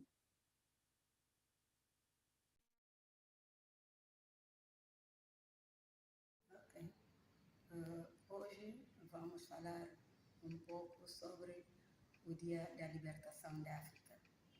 Com isso, sempre as mulheres estamos lado a lado com os homens, que é necessário unir a força que é para poder desenvolver o continente africano, e cada país também tem que fazer qualquer coisa. Com isso, vou começar com a permissão da nossa Direção Superior do Partido PAIGC, com a permissão e cumprimentos para a camarada Eunice Lapini, presidente da Organização Pan-Africana de Mulheres. Caros convidados, senhoras e senhores, permitam-me, em nome da União Democrática das Mulheres, UDEMU, e em meu nome próprio, de saudar este ato tão importante, e estando todas as mulheres africanas e todos nós, os africanos, de parabéns pelo dia 25 de maio. Hoje, vamos conversar e celebrar o aniversário da criação da Organização Pan-Africana, e todos nós sabemos que o continente africano sofreu vários anos de dominação dos outros países, e que no ano 1958, foi criada em Etiópia, em Addis Abeba, reuniram 32 estados da instituição do continental após a independência da África. A Organização da União Africana, visando fortalecer as lutas africanas contra a colonização europeia e regime do apartheid, e discussões sobre colonialismo, imperialismo e racismo no contexto africano. O Dia da Libertação da África foi instituído em 1972 pela Organização das Nações Unidas, ONU. Posteriormente, em 2002, foi criada a Organização Africana com aglomeração de 55 países, ou seja, estados. Portanto, se vamos falar da mulher no processo de desenvolvimento, as mulheres da União Democrática das Mulheres, UDEMO, estamos firmes e determinadas para manter tanto o PAGC, a Guiné-Bissau e o continente africano na luta afincadamente para o desenvolvimento do nosso querido continente africano. Desde a sua fundação, em 1961, ou seja, dia 18 de junho, na República da Guiné-Conakry, é que foi criada a União Democrática das Mulheres da Guiné-Bissau. A camarada Aissa Tukwete, estás a ver? A atual presidente, ou seja, secretária da Organização de Mulheres Pan-Africanas, eu disse da PIB. As mulheres da União Democrática das Mulheres, UDEMO, como membros fundadores, estamos firmes para manter o continente africano no bom caminho da paz e democracia. Nós, as mulheres, como mães, esposas e irmãs, continuamos a encorajar-vos na liderança desta camada feminina, que estamos prontas para a defesa deste continente, onde as mulheres demonstraram e continuam a demonstrar o seu valor e o dinamismo lado a lado com os homens na conquista da independência de cada país, e seguem desempenhando o papel positivo no processo de desenvolvimento, tais como o papel da mulher na reconstrução da África, na educação, na democracia, na garantia da paz, etc. Ao longo de todo o continente, a mulher continua a ser discriminada, mas, ao mesmo tempo, tem vindo a conquistar espaços no mercado de trabalho e nos lugares de tomada de decisão. Com a descolonização, as mulheres ganharam mais espaços relevantes a partir da segunda metade do século XX em dependência de cada país. O panafricanismo é uma ideologia que propõe a união de todos os povos africanos como forma de potencializar a voz do continente no contexto internacional.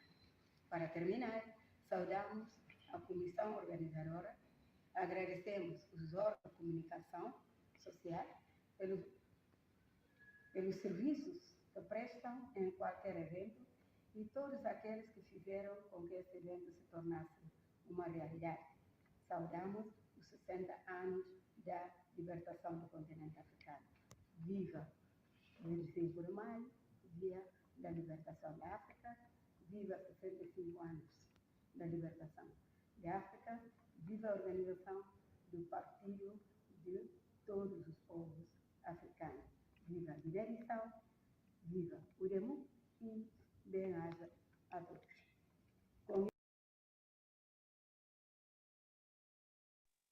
Thank you. Long live UDEMO. Long live African Liberation Day. Thank you for that presentation. Today, we also have Comrade Chaba Saini, the Secretary General of the National Union of Sahrawi Women, or the NUSW, the women's wing of the Polisario Front based in Algeria.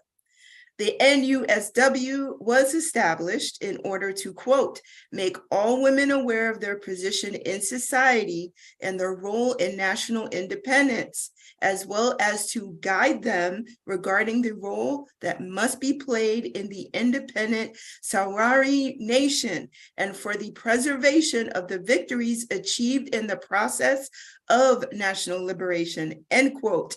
Welcome, Comrade Chaba.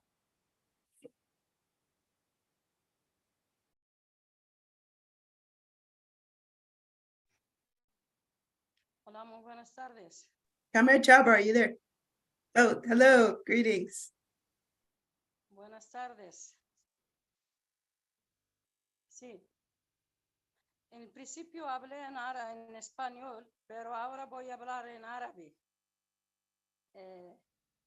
Yo ya he participado del principio, pero ahora voy a hablar en árabe. Assalamu alaikum, مساء الخير. أسعد الله مساءكم بكل خير. تهانينا الحارة والقلبية باليوم الإفريقي الذي نعتبره يوم لنا كلنا كأفارقة كقارة إفريقية. المرأة الصحراوية كما تفضلت بها في السابق مرأة ناضلت ولا زالت تناضل من أجل الحرية والاستقلال. استطاعت أنها ترافق ثورتها المجيدة الخالدة ثورة 20 من ماي منذ الوهلة الأولى عندما كانت الصحراء مستعمرة إسبانية، وظلت تناضل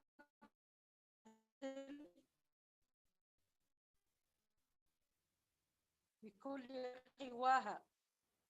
نضال سلمي لكن أيضا تناضل بنضال النضال يعني نضال جيشها من أجل الحرية والاستقلال. هذه المرأة يعني لعبت دور كبير في هذه الثورة. في مخيمات اللاجئين الصحراويين استطاعت أنها تكون السند للرجل الصحراوي وللمقاتل الصحراوي في بناء المؤسسات الدولة الصحراوية من أجل أن يتفرق الرجل الصحراوي للجهاد والكفاح ضد الاحتلال المغربي. فالمرأة الصحراوية هي المعلمة وهي الممرضة وهي الطبيبة وهي الدكتورة وهي السفيرة.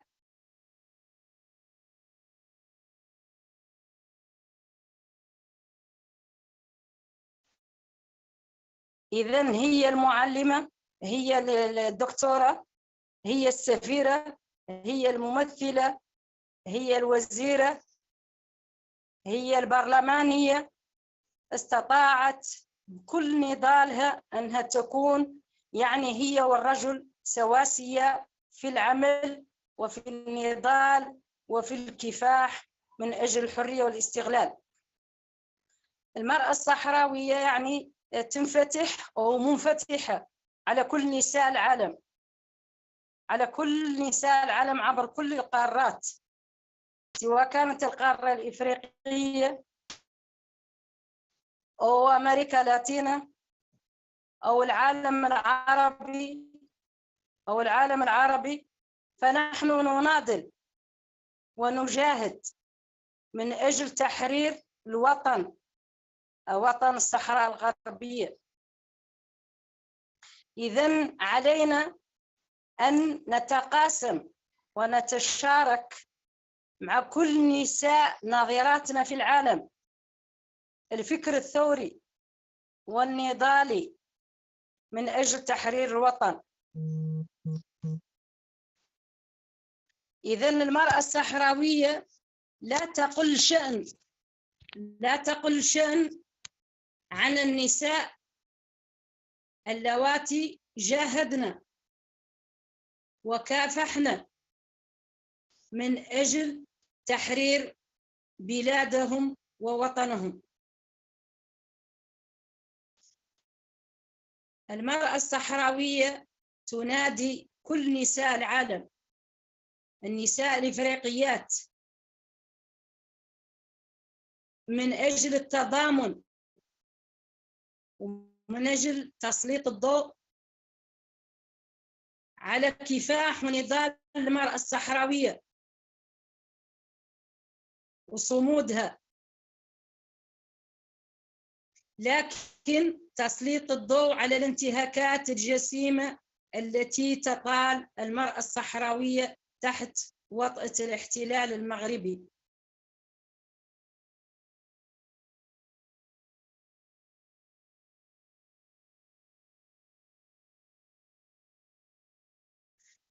هذول المناضلات اللواتي ينظمن كل يوم وقفات سلمية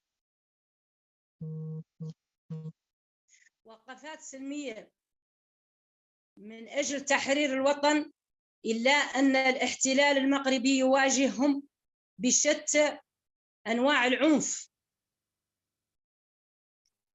من شتم وضرب وسحل بالشعر والتعذيب الجسدي.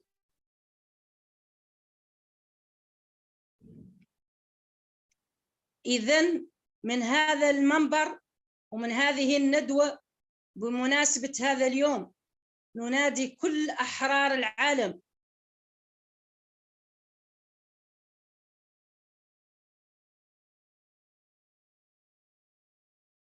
حرائر القارة الإفريقية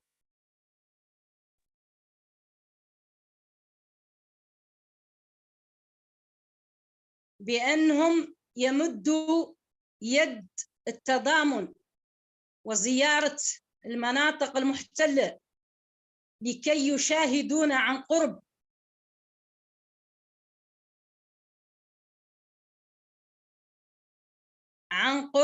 ما تعانيه المرأة الصحراوية من تنكيل وترهيب وتعذيب تحت وطأة الاحتلال المغربي الغاشم.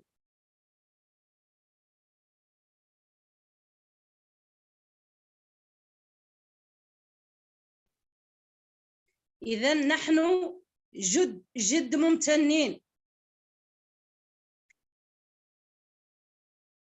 ممتنين لهذه الدعوة التي وجهتموها لنا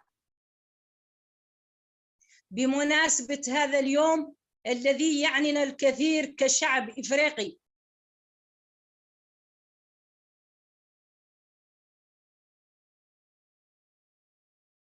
إذن وبما أن شعب إفريقي وآخر مستعمرة في إفريقيا، لا أظن بأن النساء الإفريقيات ستكتمل فرحتهم إلا باستقلال الصحراء الغربية لكي تعيش المرأة الصحراوية حرة مستقلة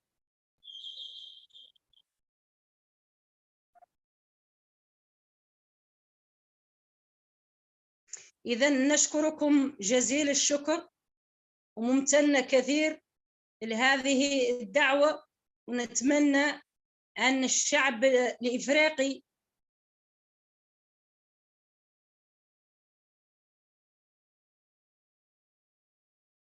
يتمتع بالكثير من الحرية والرفاهية في ظل طبعا دولهم، في ظل السلم والأمن الذي نطالب به كنساء عانوا الأمرين اللاجئات وتحت وطأة الاحتلال.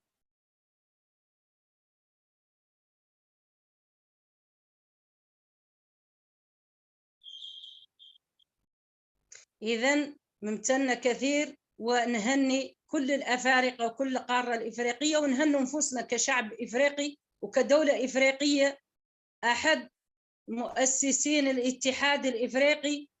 نهني أنفسنا على هذا اليوم،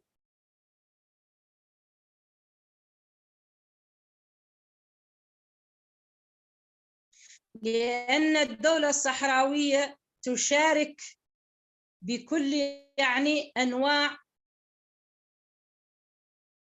عبر المبادئ وعبر قوانين تشارك في بناء القارة الإفريقية، رغم إننا لم نتمتع بعد باستقلالنا، لكن نحن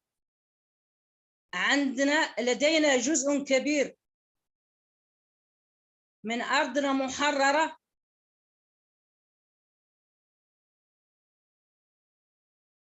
إذن نطالب كل الشعوب الإفريقية بالضغط على الأمم المتحدة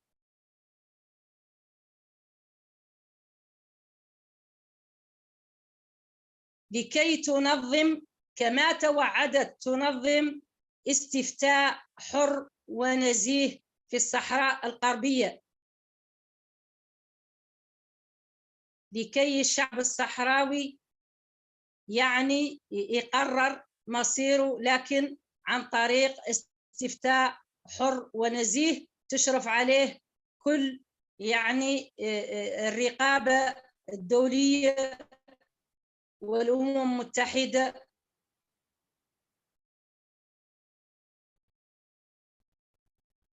إذن نشكركم جزيل الشكر، ونتمنى أن الصحراء الغربية عن قريب إن شاء الله تنال استغلالها لكي يعني تتمتع القارة الإفريقية كلها بهذا اليوم، ونحتفي بيوم إفريقي يعني لكل الدول الإفريقية تتمتع بكل الحرية والاستقلال إن شاء الله والازدهار. وشكرا جزيلا.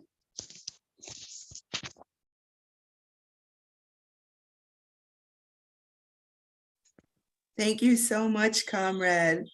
So, my goodness, we have our question and answer period right now. And I wanted to open with this statement. It says, no question, just love from occupied Western Sahara to all our African people and all revolutionary people. Thank you for that. I do have a question here, and this is for Comrade Chaba. So, why is it crucial to not only look at imperialism as representing the theft of land and exploitation of labor, but also in relation to violence upon women and other marginalized genders? Thank you.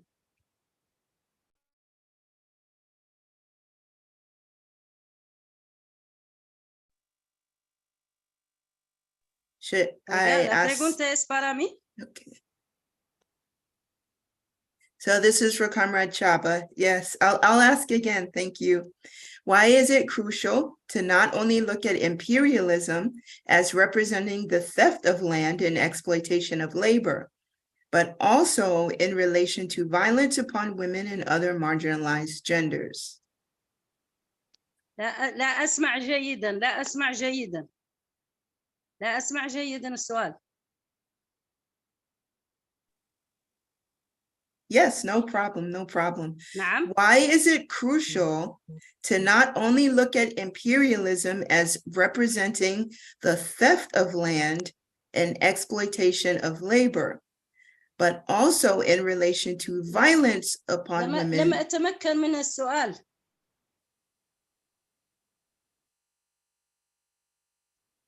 We can move to another question if that one. Oh, we can move to another one. That's not a problem. Not a problem at all. So we have several questions. One question is, can you speak more بإمكانكم إعادة السؤال؟ Can you speak more about, oh, okay. Okay. So I will ask this one since there was someone in the Q&A. So someone asked, can you speak more about the necessity of reading and studying the contributions of folks of marginalized genders to our revolutionary Pan-African movement? And what do you mean when you say marginalized genders? So this can be for any of our panelists.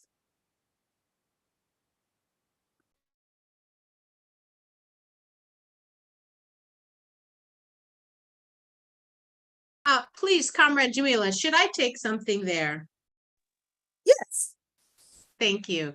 So can you read, I'm sorry, I'm actually going to look in the chat, and I'm going to, first of all, let me apologize in advance, or let me apologize for my previous talking too fast for the interpreters. I'm sorry about that, and I'll try to speak slower because that wasn't nice to do.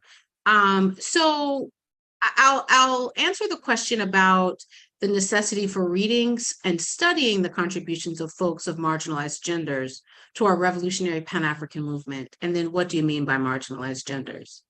So I think that first off, the question is about why is it important to read and to study the contributions of women and marginalized genders in our revolutionary movements? And I think it's a very easy question, easy answer. It's because you can't understand and advocate for and even incorporate the challenges, the victories, and the struggles that African women have had in your ideological thinking unless you're studying and researching, right, about women and marginalized genders. And marginalized genders are simply non-men, anybody who doesn't identify as a man. We know that our history, the history of the Pan-African movement, has categorically erased African women and has erased marginalized genders from the history, from the telling of the history. So when we read about the Pan-African Conference, for example, or the Pan-African Congresses, right? We never hear about the women that were there, but they were there. You know, when we read about liberation in Ghana, we always read about Kwame Nkrumah, but nobody knows Hannah Kojo's name, right? Nobody knows one single Makola Market woman's name, right? With the exception of the woman that I learned is on our 50 Peswa coin. I think her name is Dede something, right? And so when we are asking ourselves, and it's not just about our individual development, but it's the development of the masses of people. If you're out talking and you want to recruit African women and marginalized genders into your organization, you can't say, look at Kwame Nkrumah, he was great. You have to also understand, and I'm going to finish after this, you have to also understand the ways in which African women exercise agency. And it is not the same everywhere. The way that an African woman and a marginalized gendered person exercises agency in the United States is much different than in Ghana or in Senegal or in Azania or in Tanzania and vice versa. So we must study and understand the complexities of African people and African women and marginalized genders. And the last thing is, when we're thinking about studying and researching, we must go to the field. We must talk to the masses. We can't sit and assume that about the masses agency without being able to interact with the masses. Thank you very much. Thank you. Thank you, Comrade. And I hope Comrade Chaba is able to hear. So here's another question for all the panelists. Why is it crucial to practice Pan-Africanism in this particular liberation struggle for gender equity? So this is for all the panelists. And I can ask then again if that was not audible. So why is it crucial to practice Pan-Africanism in this particular liberation struggle for gender equity?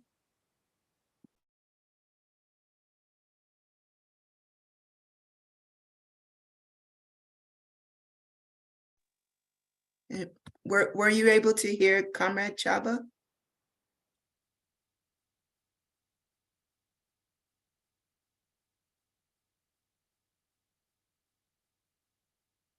But this question is for all panelists. But hopefully Comrade Chaba was able to hear.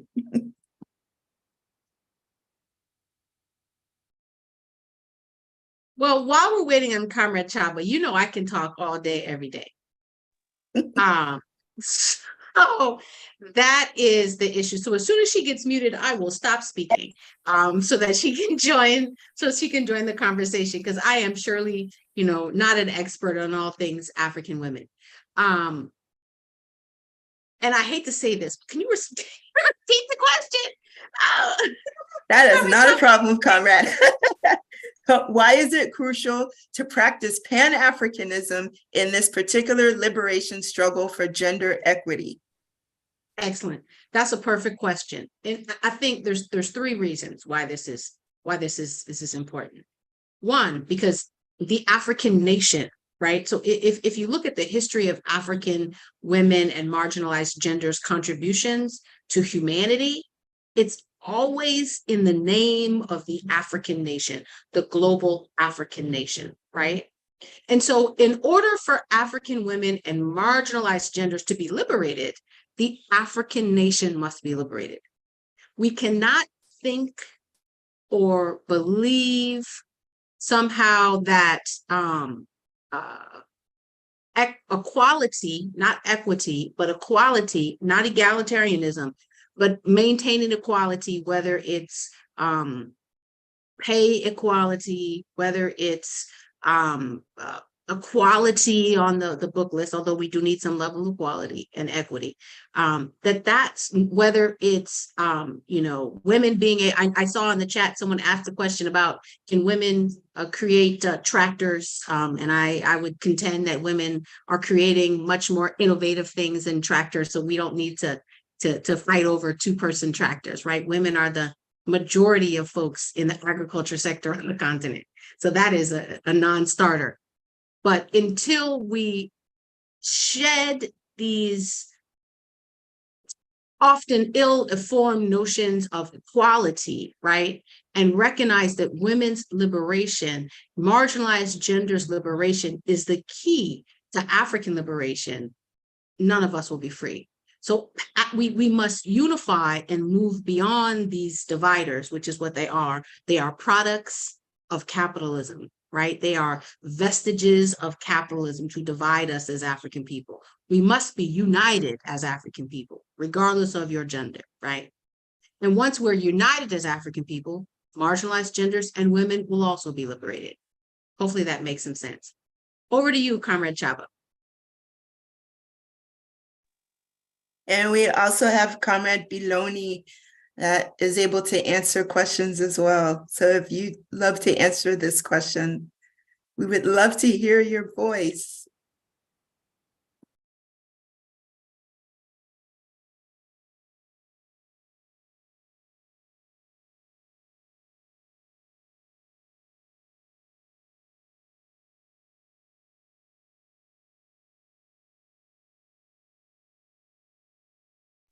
Comrade Biloni, we are not able to hear you.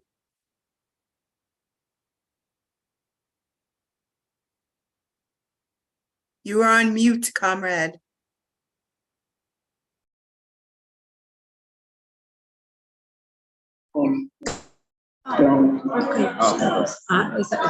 Eu agradeço essa oportunidade de que a Guiné-Bissau possa fazer parte desse evento. A pergunta feita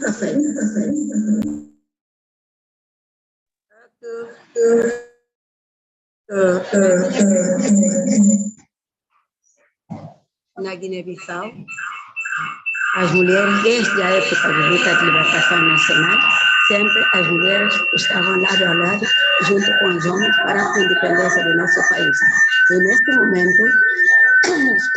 momento da independência, nós estamos engajados no processo de desenvolvimento do país. Então, e por isso nós também queremos, como as mulheres da Guiné-Bissau estão engajadas no processo de desenvolvimento da Guiné-Bissau, e que todas as mulheres do continente africano façam parte na revolução para o desenvolvimento dos seus países. E que nesse momento, nós, com a porcentagem que nós temos de gênero, não estamos satisfeitos.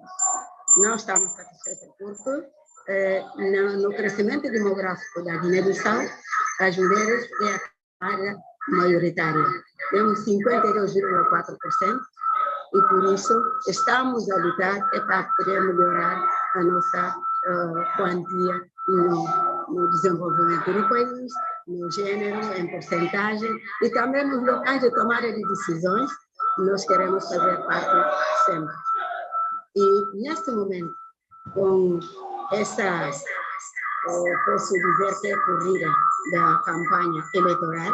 As mulheres estão engajadas e, portanto, estamos a afincar a mente que todos os países do continente africano devem fazer o mesmo, devemos unir as nossas mãos e lutar para o desenvolvimento do nosso país. E, como nós somos do PAIGC, então, a nossa luta, ou nossa revolta ou revolução é a favor do PAIGC. Como nós temos essa coligação do PAI com alguns partidos, a União para a Mudança, a PCD e por aí fora. Temos 5 partidos unidos, incluindo o PAIGC. Então, nós queremos que esse PAI Terra Arranca seja para o desenvolvimento da Guiné-Bissau e que as mulheres tenham uma maneira positiva para trabalhar para o nosso país. Se o PAIGC ganhar essa eleição, ou seja, essa coligação do PAIGC com os outros partidos PAI, o programa Terra Arranca, isso quer dizer que a Guiné-Bissau vai rumo ao desenvolvimento. Muito obrigada e vamos agradecer a toda a Câmara Feminina, ou todos os países que fizeram parte neste evento, e agradecemos também toda a nossa Câmara Juvenil, que também trabalhamos juntamente neste evento. Muito obrigada e viva o Partido de Todos os Povos Africanos. Viva! Viva! Viva o Demu! Viva! Viva a PAIGC! Viva! Viva a Guiné-Bissau! Viva! Viva a África! Viva! Viva a União Revolucionária das Mulheres! Pronto, السلام Viva عليكم. o Demu! Viva! هل بإمكاني الجواب؟ So we have a few more minutes that we can still have the Q&A. And so this question is for, this can be for a couple of our panelists actually, but specifically for our comrades in Guinea-Bissau. But I think this can be addressed to our comrades based in Algeria as well. That how are women in Guinea-Bissau fighting against the current illegal regime? And our comrades in Algeria can attest to this as well. So I'm going to open it up to both panelists if they'd like to answer.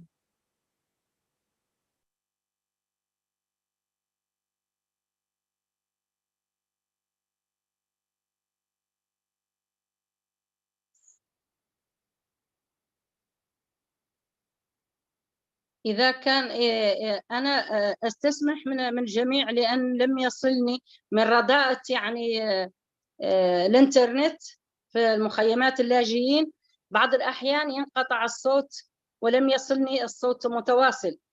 فهناك سؤال من بعض المشاركين إذا سمحتم لي. هناك سؤال يعني حول فهم الاحتلال والإمبريالية والاستعمار ليس فقط احتلال الأرض وليس فقط اغتصاب الأرض، وإنما هو احتلال الفكر واحتلال الثقافة.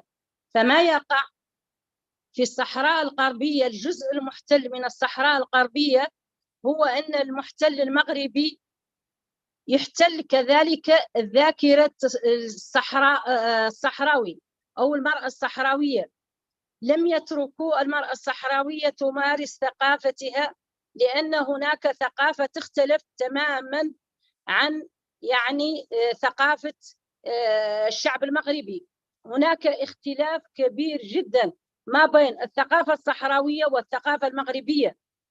فلهذا من هذا الشأن الاحتلال المغربي يريد طمس هوية الشعب الصحراوي، يريد يعني يستهجن الشعب الصحراوي بالدارجة المغربية بدلا من اللهجة الحسانية. لم تستطيع المرأة الصحراوية أنها تمارس يعني عقائق أو يعني طريقة الزواج بالشكل يعني الشعبي، بالشكل الثقافي للمرأة الصحراوية أو للشعب الصحراوي، وإنما هو يعني يجبر الشعب الصحراوي الذي يقع تحت وطأة الاحتلال المغربي أن يمارس كل ثقافته على الطريقة المغربية. فهذا احتلال كذلك، هذا احتلال فكر، هذا احتلال ثقافي. لكن الاغتصاب الأكبر هو عندما الإنسان تغتصب أرضه. الإنسان بدون أرض لا كرامة له ولا عرض. فهذا ما يعانيه الشعب الصحراوي تحت وطأة الاحتلال المغربي، وعليه يجب علينا التضامن مع كل النساء اللواتي يقعن تحت وطأة الاحتلال، لكن كذلك تضامننا مع كل النساء اللواتي يطالبن بالحرية وبالتحرر، كل من موقعها، كل منهم من موقعها النضالي. أتمنى أن أكون أجبت على السؤال الذي يعني انقطع الصوت ما بيني وبينكم.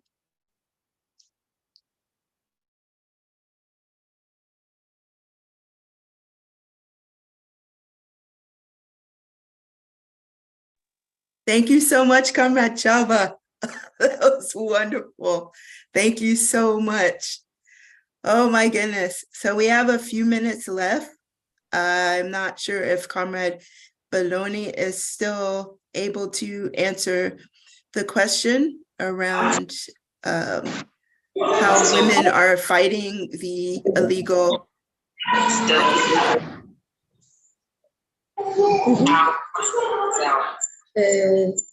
Nós, aqui na Guiné-Bissau, temos sempre a nossa organização. O PAGC foi criado em 1950, e daí passaram dois programas, programa maior e programa menor. O programa menor era só para a conquista da independência. O programa maior é para o desenvolvimento do país, que está espelhado no nosso programa Terra Randa. Então, também a organização das mulheres foi criada dia 8 de junho de 1971 na República da Guiné-Conakry, porque nessa época estávamos em luta de libertação e tínhamos que organizar tanto as mulheres como os homens para trabalhar lado a lado. Isso quer dizer que nós não fazemos nada espontâneo, sempre estamos bem organizados. A nível nacional, nós temos primeira secretária de cada região. A Guiné-Bissau tem 8 regiões, o setor autônomo são 9. Portanto, cada região tem a sua primeira secretária, tem supervisora, e a província também tem coordenadores. Nós temos província norte, sul, leste, setor autônomo e biúndio. Portanto, nós temos a nossa organização de uma forma geral, e que todas as atividades tratadas aqui no PAGC são acatadas pela organização das mulheres do PAGC. Comrade, we have feedback here. It's really hard to hear you, comrade. Se faz o trabalho.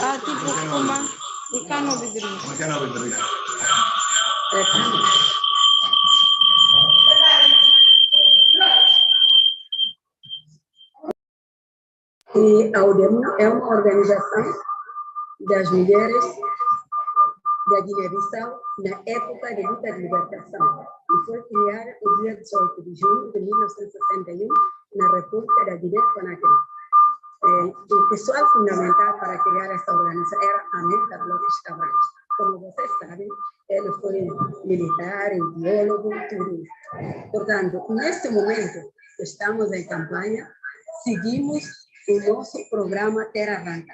Como eu tinha dito, quando estavam a criar o PAGC, havia 2 programas. Esses programas são programa menor e programa maior. Programa menor é só conquista da independência. E com a proclamação do Estado na região de Boé, como nós podemos dizer, zona leste do país, em 1973, então o programa menor tinha cumprido a sua função. O programa maior é para o desenvolvimento do país, chegue até agora. O trator a vida curta está para desenvolvimento do país, está espelhado no nosso programa Terra Arranca. Esse programa Terra Arranca é acatado também para todas as organizações das mulheres da Guiné-Bissau, mas especificamente Terra Arranca é de PAGC e as mulheres do PAGC é que trabalham com esse programa.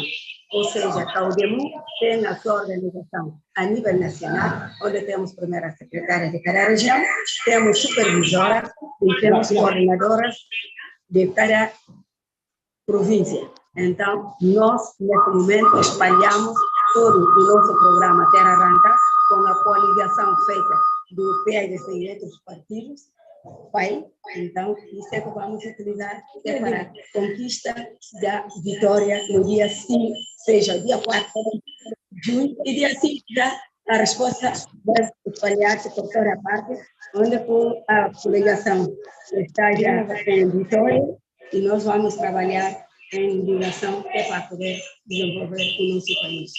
A Guiné-Bissau sempre tem enfrentado problemas para a conquista da independência, a revolução do país, e, portanto, nós estamos trabalhando para todo o continente africano. Muito obrigada e isso é como nós podemos. Can you hear, Rick? Não sei se vocês estão satisfeitos. Can you hear? Thank you, Comrade Biloni. And thank you so much to all the panelists on this year's African Liberation Day celebration. Thank you, thank you, thank you so much.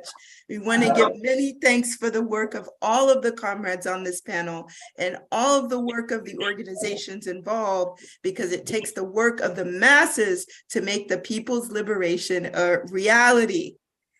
And we now have our keynote speech. Our keynote speaker for this year's International African Liberation Day program is Barhane G. Solomon, the Chargé d'Affaires of the Embassy of Eritrea in Washington, D.C. Comrade Barhane is representing the work of the People's Front for Democracy and Justice, or the PFDJ. The PFDJ is the primary political party in Eritrea, continually fighting for independence and against sanctions. Welcome, Comrade Barhane G. Solomon. Thank you. Thank you very much. Can you hear me? Absolutely. Okay, thank you. First of all, I would like to apologize for coming late to this excellent, important meeting because of activities due to our Independence Day. Yesterday was Eritrea's Liberation Day. So we have been having a lot of activities. So I was a little late, and there was some communication breakdown from our side. I apologize for that too. I thank the All African People's Revolutionary Party for inviting Eritrea. Originally, the President Isaias Afwerki, was invited, and thank you for that.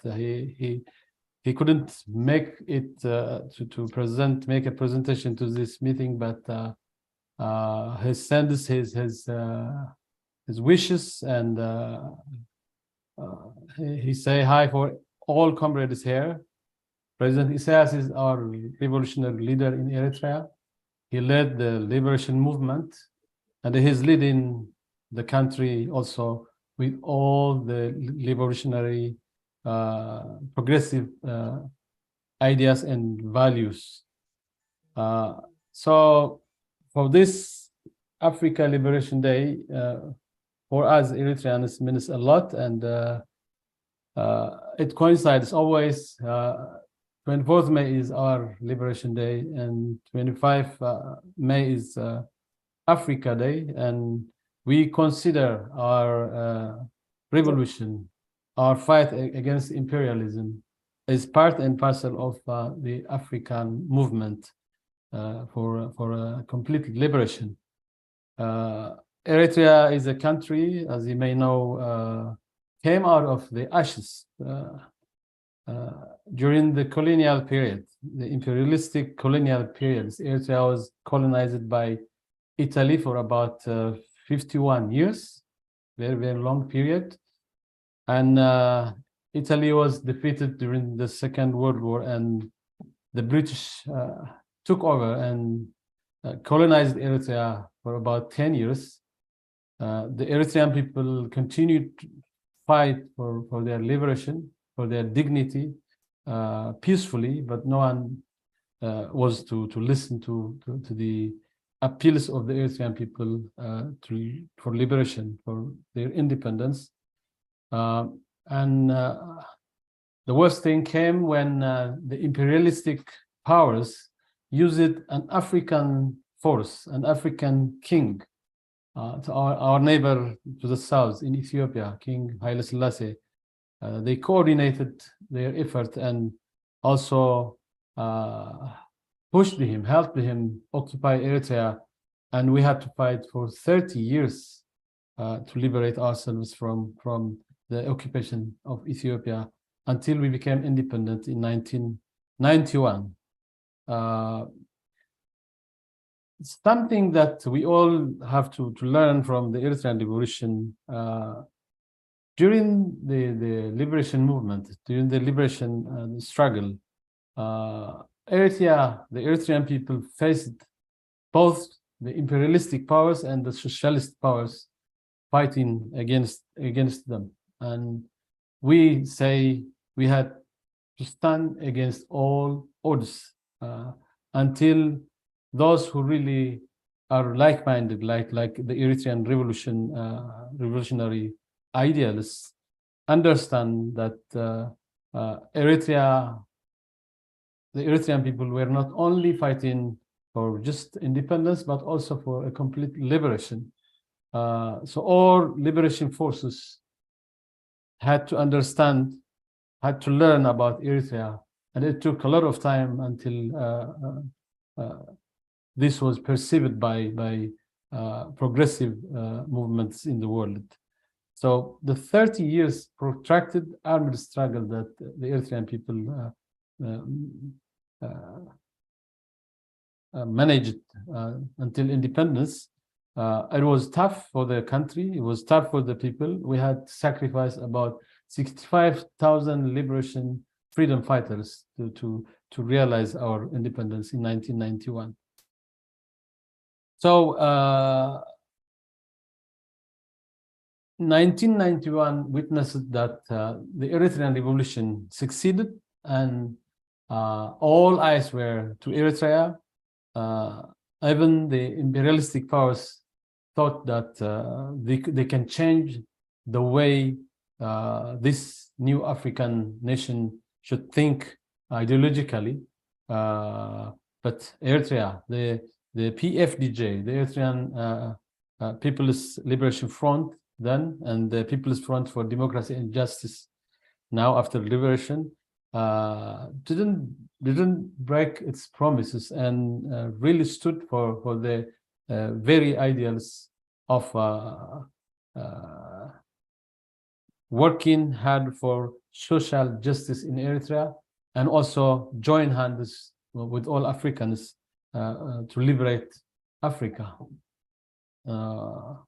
Flying flags itself is not liberation. When a country could be in Africa, independent, but also under neo-colonial influence from the imperialistic powers. This is what we are witnessing in Africa. From the get-go, Eritrea refused to accept any ideals of imperialism being imposed on it. And that's why for the past 32 years, yesterday, we celebrated our 32nd anniversary of Eritrean liberation. And for 32 full years, Eritrea had to fight to stand for its ideals, for its progressive ideas, for its revolutionary aims, with all the imperialistic powers imposing sanctions after sanctions, and using African countries who can manage to manipulate, to work against Eritrea. And also another 32 years. We had to fight against imperialism, and the PFDJ is leading the country, and the Eritrean people supports the PFDJ. The majority of Eritrean people support the PFDJ, and the core idea of the PFDJ's national charter is that the human being should be at the center of all kinds of development, and self-reliance is the only way people can have real liberation. People should be free of food aid. People should be free of any kind of support from the powers that try to manipulate and intervene into Africa's internal affairs. We stood hard.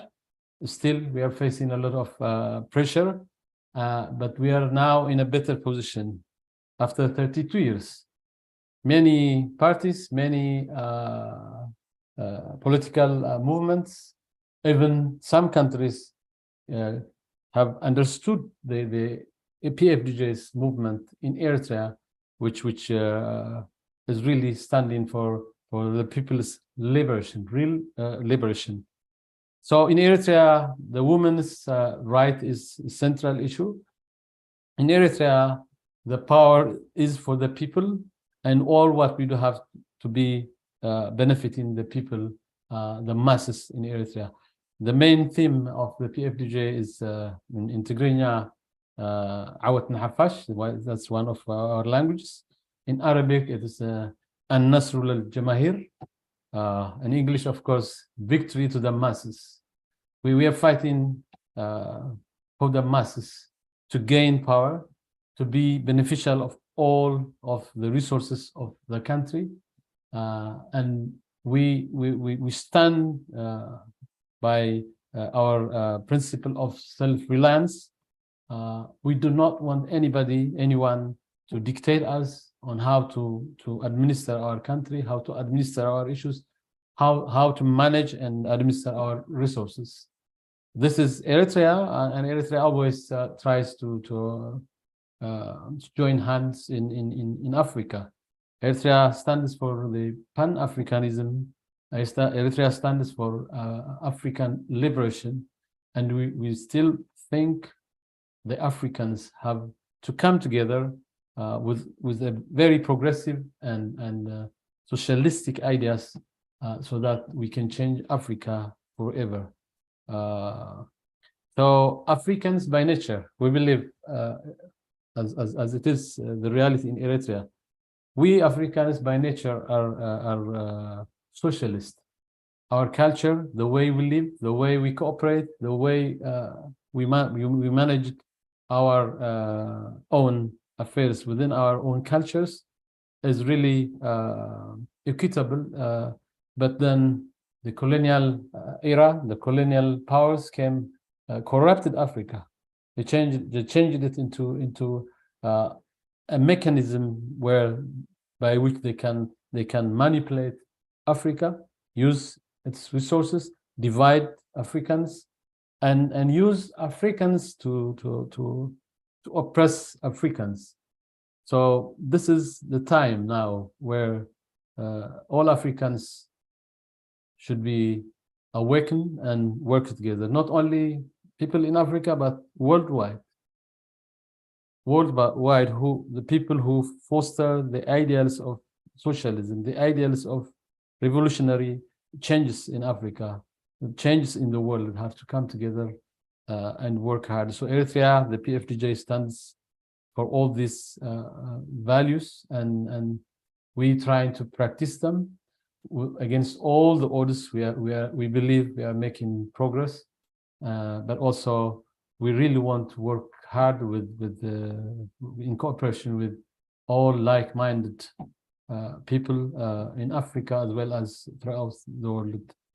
Thank you very much. I'm really happy to be part of this session and be part of this discussion with all comrades. I'm also happy to accept any questions and answer if I can. Thank you very much.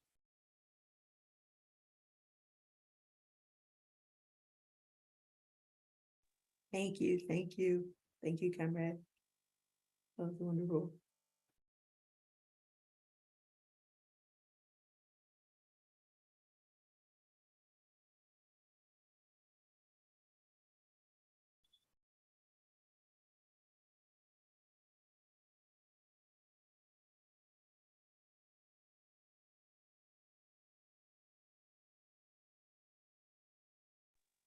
So we have closing remarks.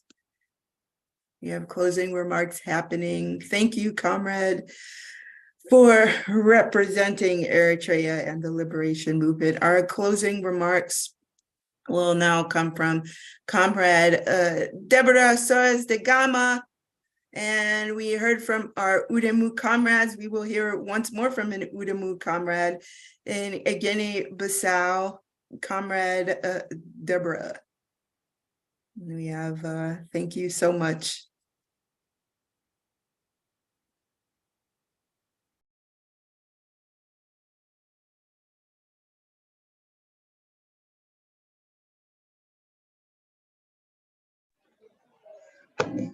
Ok, obrigada.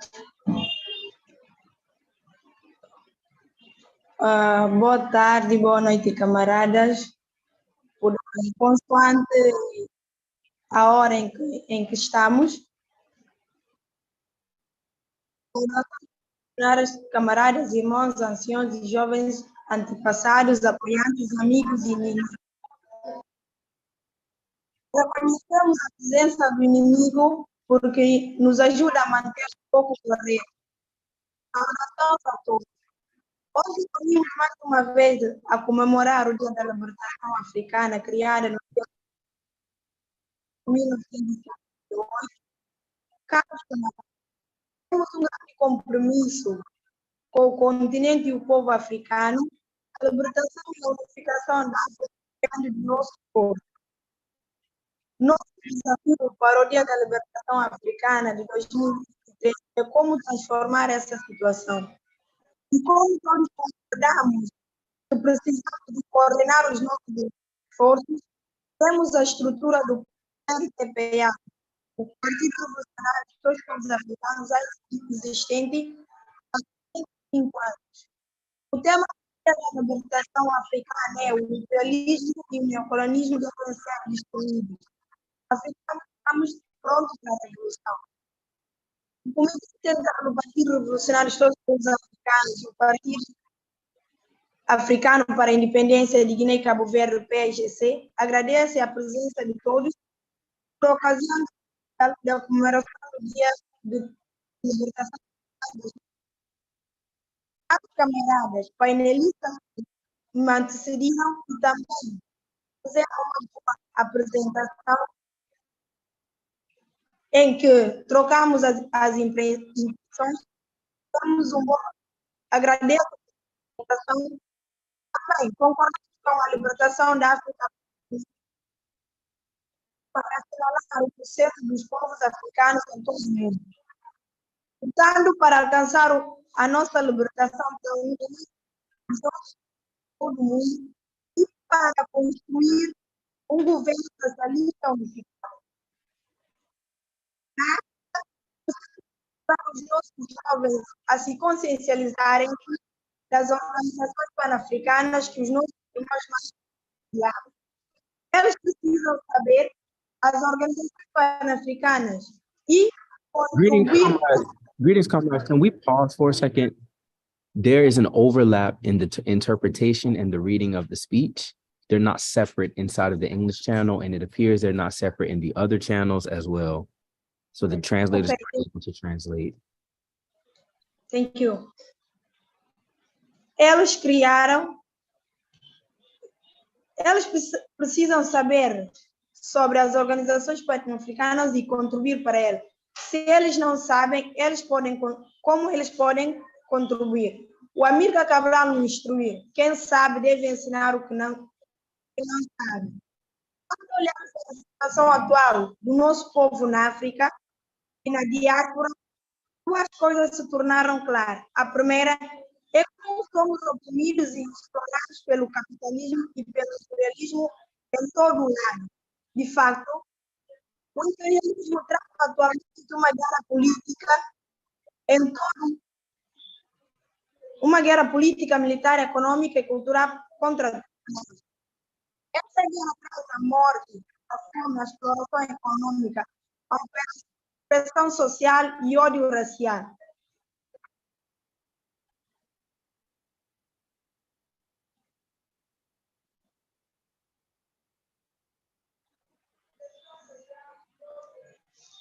O domínio político a todos os aspectos da vida africana é uma guerra que se arrasta desde que os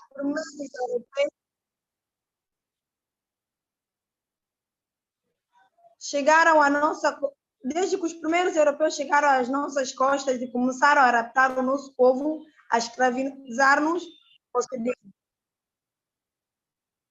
Guerra viu o nosso continente a ser dominado pelo colonialismo dos colonos, o colonialismo clássico, o patriarcado e a supremacia branca, o sionismo, o apartheid e o neocolonialismo.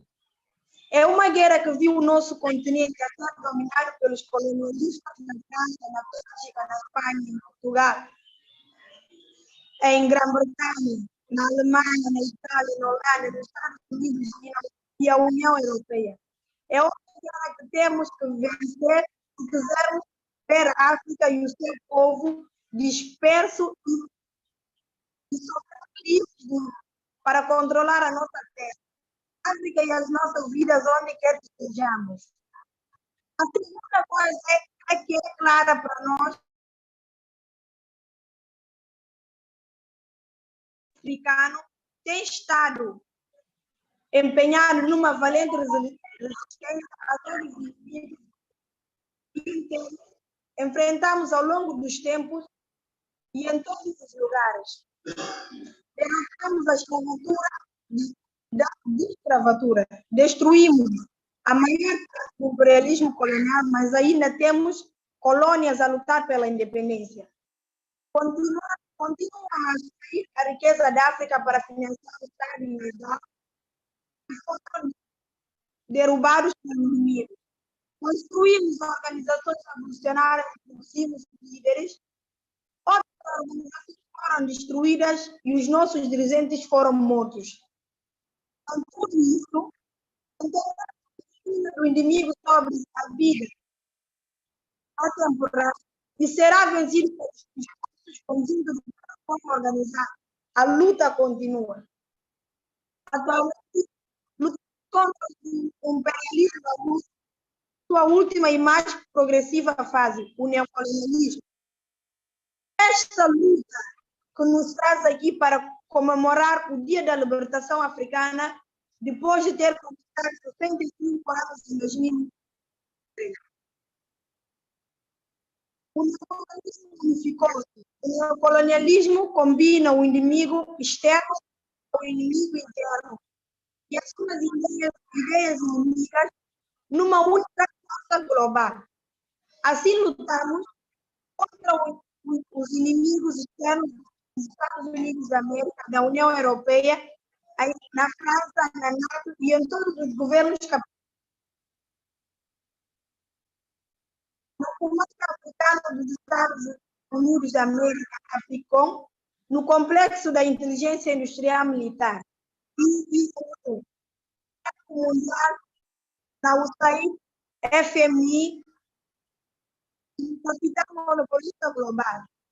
Lutamos contra inimigos externos como os governos fantoches reacionários. A União Africana compacta a Comunidade Econômica dos Estados da África Ocidental, as milícias reacionárias africanas e os grupos terroristas.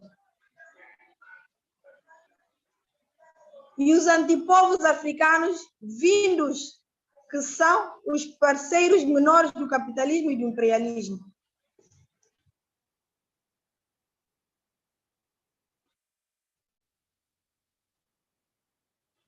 Por último, mas não temos importante, lutamos contra o pensamento retrogrado, as ideias e os princípios.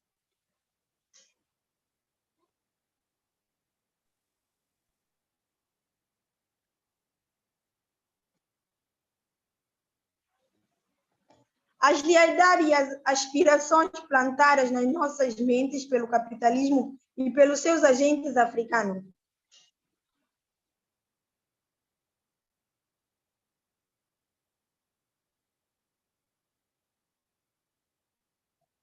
A luta contra o neocolonialismo é uma luta contra a exploração e a operação dos africanos em todo o lado.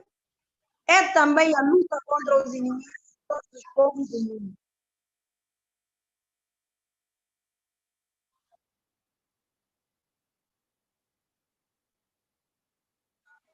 Estamos em guerra com um sistema global e há batalhas em muitas frentes. Cuba, Haiti, África Oriental, África do Norte, África do Sul.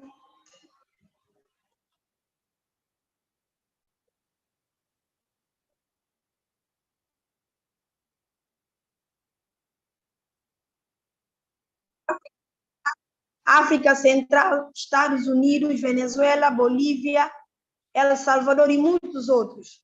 A luta contra o imperialismo é uma luta contra a classe e em todo o lado.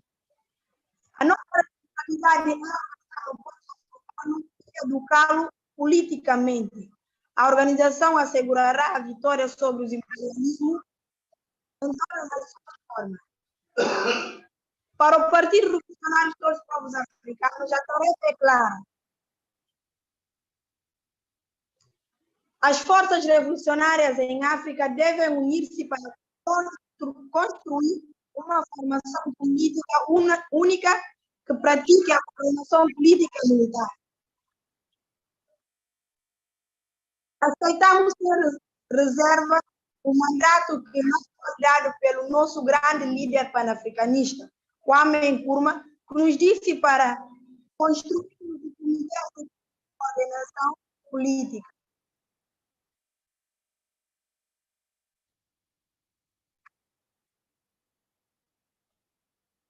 Não construir a luta isoladamente, temos de nos unir numa única força política militar e poderosa. Temos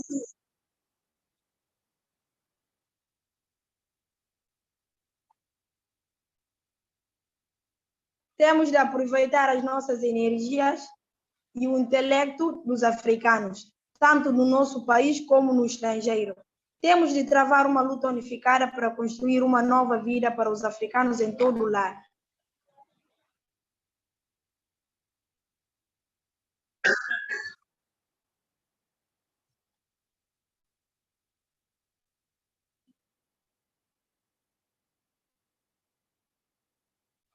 Temos também de construir uma organização de povos da América do Norte, Ásia, África e América Latina.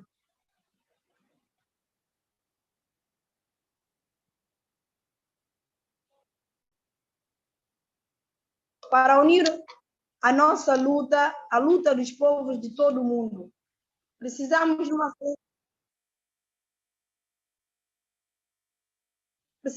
uma frente unida antifascista, uma frente unida antisionista, uma frente unida antiimperialista.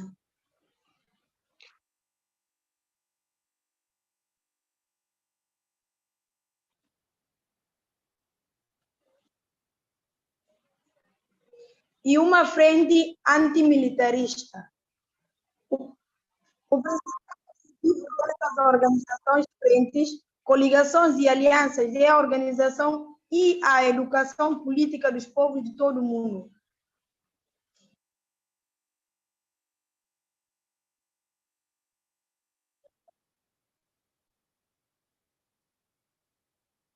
Temos de tirar o africão da África,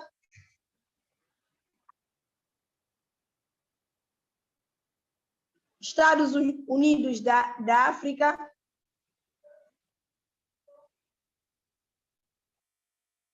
tirar a União Europeia e a NATO, a França da África,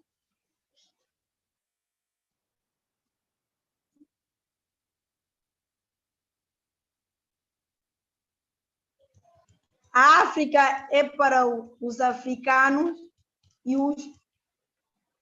os africanos no país e no estrangeiro.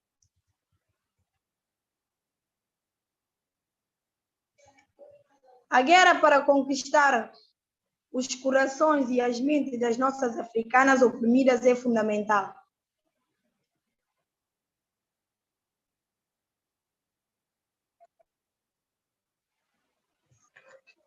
Temos de ter a nossa própria mente e trabalhar o nosso próprio interesse.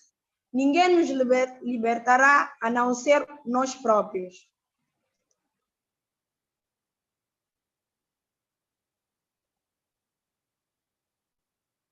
Ninguém pode construir uma vida melhor para os africanos por fim ao nosso sofrimento, senão os próprios africanos unidos numa luta corajosa para alcançar o panafricanismo.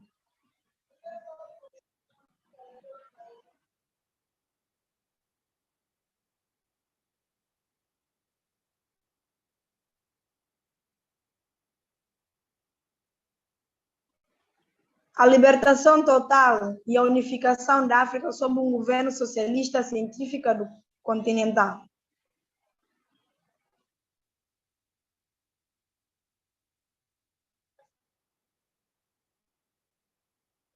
Ao sairmos do Dia da Libertação Africana em 2023, encarregamos-nos a nós próprios e a todos os povos de nos organizarmos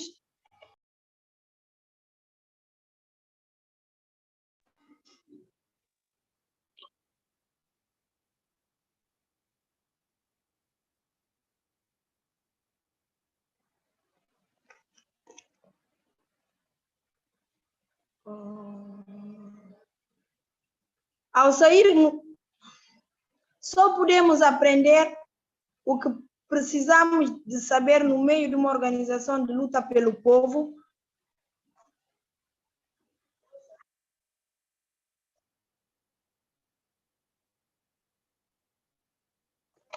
organizar as nossas massas de africanos e de classe trabalhadora de todo o mundo para contrariar as mentiras e a confusão que nos são transmitidas pelo sistema capitalista imperialista.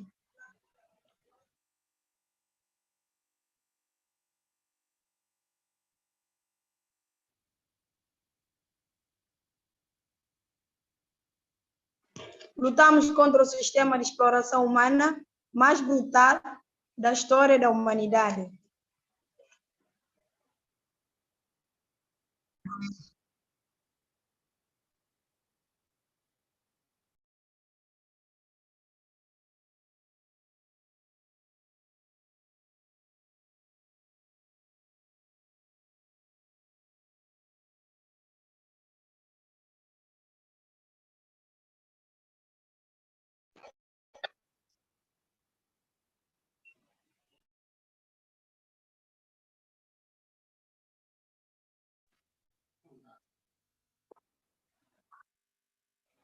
Sim. Assim como Robert Sobukwe afirmou, temos de lutar pela causa mais nobre do mundo, a libertação.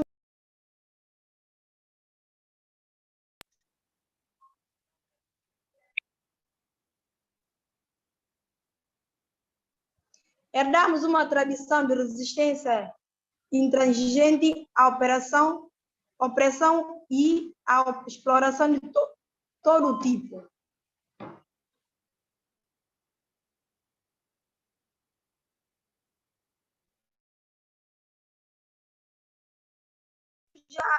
Já foi feito, ainda há muito a fazer.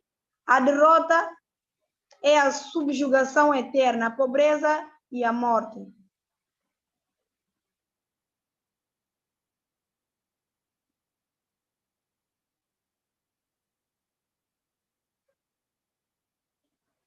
Não temos outra escolha senão derrotar os nossos inimigos internos e externos.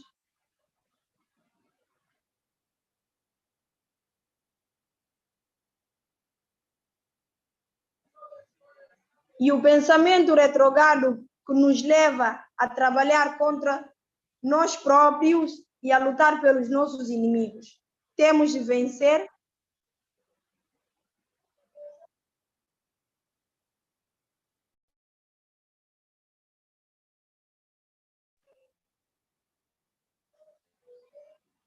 Estamos a vencer e venceremos.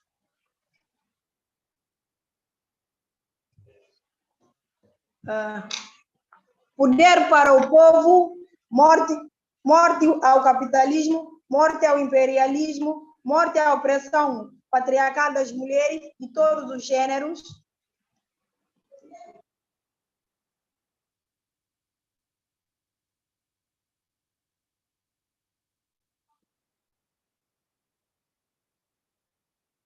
Morte ao sionismo. Viva a luta pelo capitalismo. Viva o movimento socialista mundial. Viva!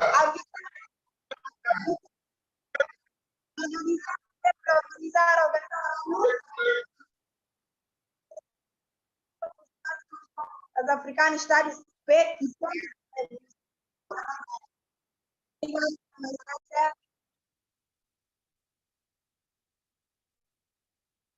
ready.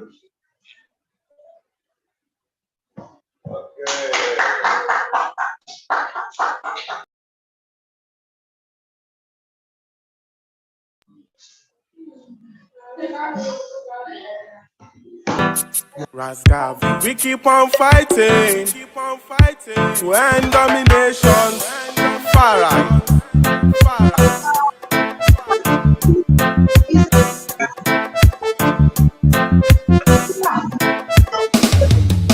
We keep marching through the hills, mountains, crossing many streams. We're moving to the north, west, south, and east. Resistance against our foes. Jah go let them drink their woes and serve humanity with equity. We break down walls of oppressions, lock doors of dominations, set the captives free and misery. Even though the battle is hot, we keep fighting without retreat till we defeat the enemy. Even though the battle is tough, we keep fighting without retreat till we defeat the enemy. We keep on fighting to end domination. We keep on fighting for true liberation. We keep on fighting to end domination. We keep on fighting for true liberation. We keep on fighting. We fight hard blows, you know, to take our lands, we know, to make sure we all reap from what we sow. We fight for Africa unity, each according to ability, where sons and daughters will be living with dignity. Even though the battle is tough, we keep fighting without retreat till we defeat the enemy. We keep on fighting to end domination. We keep on fighting for true liberation. We keep on fighting to end domination. We keep on fighting for true liberation. We keep on fighting.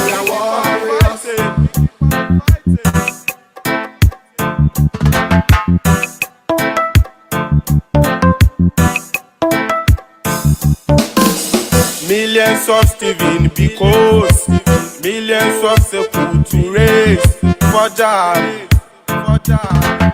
for Jam. Millions of Stephen because millions of Sekou to raise for Jam, for Jam. We keep on fighting to end domination. We keep on fighting for true liberation. We keep on fighting to end domination. We keep on fighting for true liberation. We keep on fighting. Far right. Rebel music. Beats Prime on the mix.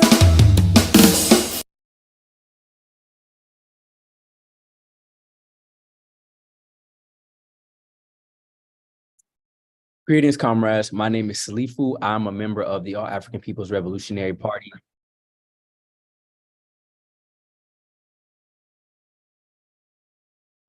In occupied Winyah territory, which is called the Low Country of South Carolina.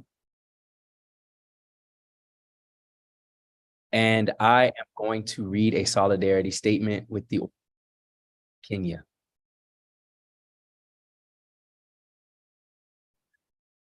We stand in solidarity.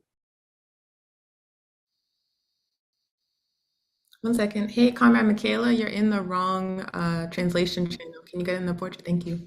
Go ahead, Salifu. Thank you.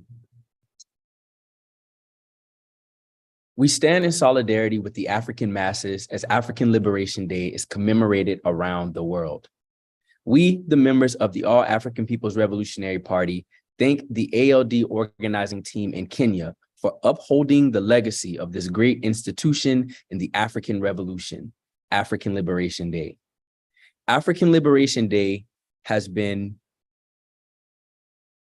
and still is a very important mechanism in the political education and organization of the masses of African people in Africa and in the diaspora around the world. This work started with the 8 independent African states calling for Africa Freedom Day, April 15, 1958, and continued with the birth of the Organization of African Unity, when more than 30 heads of state met in Addis Ababa, Ethiopia on May 25th, 1963, and declared it African Liberation Day. Ever since, we have seen the onward progress of the African Revolution and the counterattacks by the enemies of the African masses, both internal and external, to attempt to stop our onward progress towards a unified socialist Africa. At this time, we recognize that the primary enemy of the African Revolution is neo-colonialism, the last stage of imperialism, as stated by the great Kwame Nkrumah. Thus, we are engaged in the process of unifying all the revolutionary and revolutionary Pan-African political parties on the continent and the revolutionary forces worldwide to fight to bring about the total liberation and unification of Africa under scientific socialism. Thank you to those in Kenya who have joined us in this process and continue to work towards this objective. Uhuru sasa.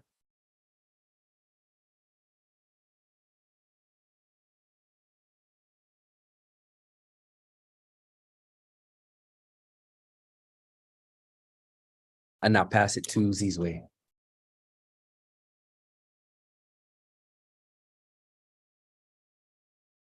Hey, Comrade Zizwe, you are muted.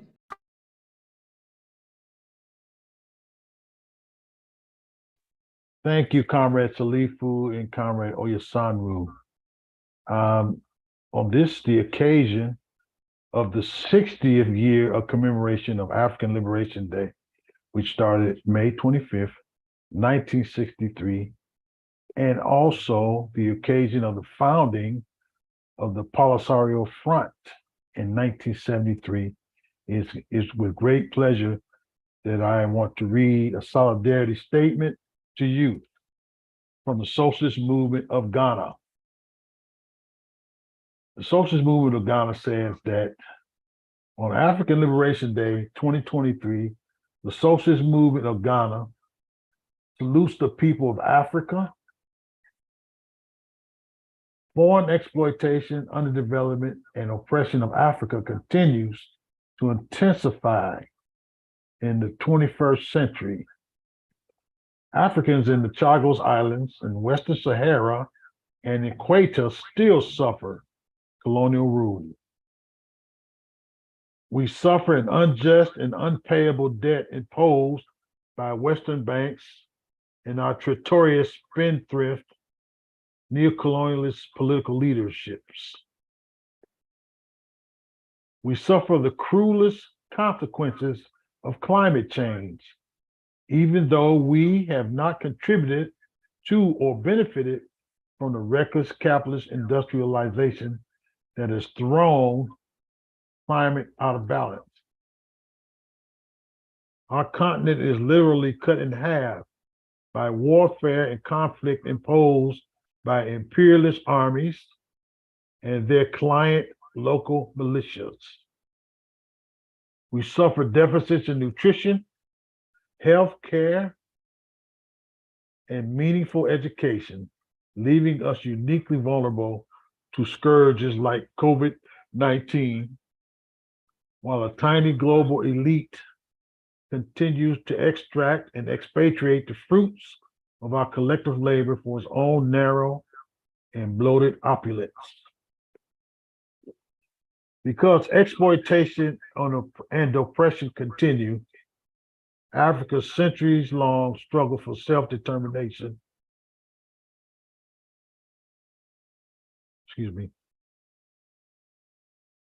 development, equality, and dignity also continues unabated. This struggle cannot be suppressed or hidden, no matter how much imperialism and its global corporate media seek to distort and demoralize. The fight against disinformation is the key fight for Africans. Corporate and social media insist subtly that, quote unquote, Africans are our own worst enemies, and that, quote unquote, Africans are essentially and immutably tribal. That, quote unquote, Africans lack the civic consciousness and fortitude to unite. They tell us that African leaders are so hopelessly corrupt that we cannot change our landscape. They urge us to limit our aspirations and continue to seek outcomes consistent with the continued subordination to the West. We must reject this We must reject these and the many other imperialist stereotypes used to weaken our ambitions. The socialist movement of Ghana believes that continental unity must be placed at the center of Africa's centuries-long struggle for self-determination, development, and equality.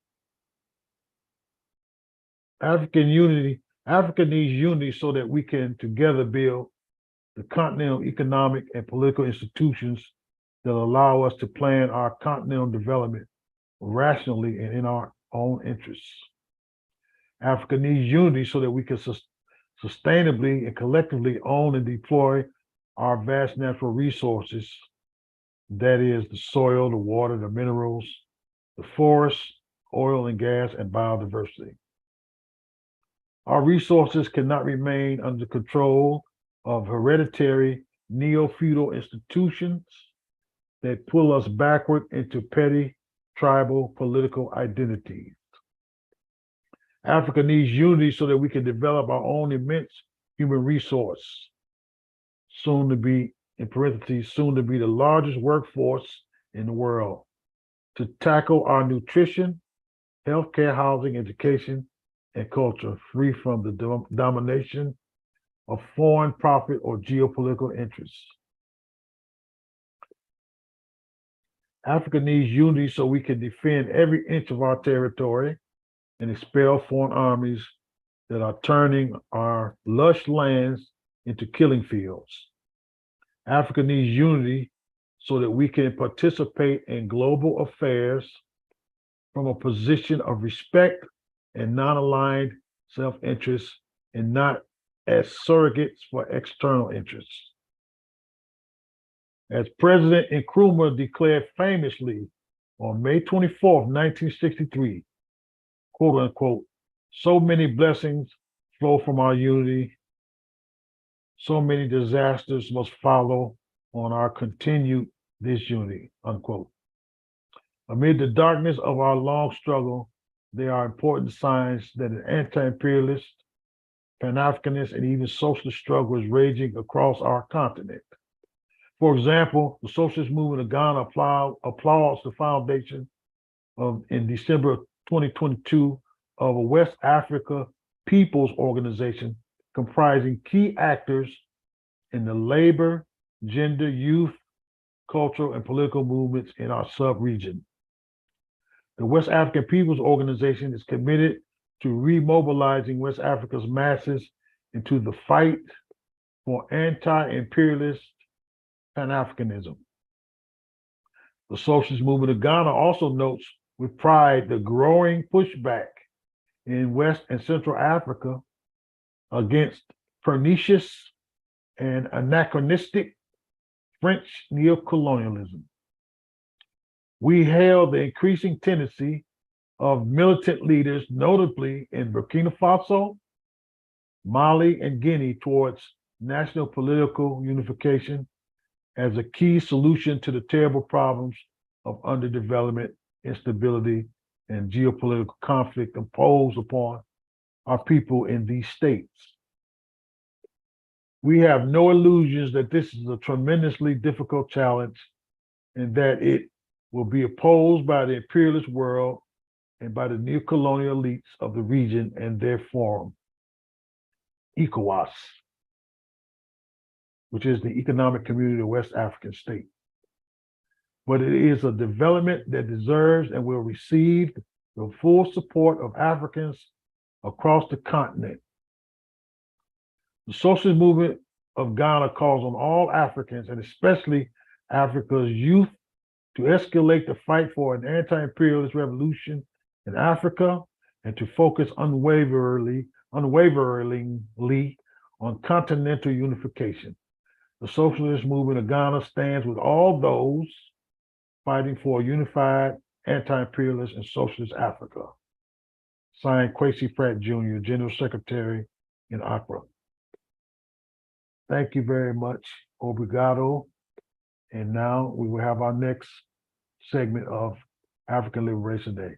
Viva African Liberation Day, viva! Viva Socialist Movement of Ghana, viva! Viva to all the revolutionary Pan-Africanist organizations on the continent fighting for the liberation, total liberation, unification of Africa under scientific socialism. Thank you. All right, comrades, Africans, friends, thank you so much for joining us for our African Liberation Day webinar. That concludes the webinar for today. Shout out to the over 70 people who have been in the Zoom with us, participating for the whole day. We deeply appreciate y'all. You can learn more about the All African People's Revolutionary Party and our international work at our website, aprp-intl.org. Also, if you're looking for Pan-African gear, you want to show off that African pride, please consider making a purchase at our Etsy shop, the Forward Ever shop. We got t-shirts, we got hoodies, and all kinds of designs. You got proudly your African heritage and your African culture.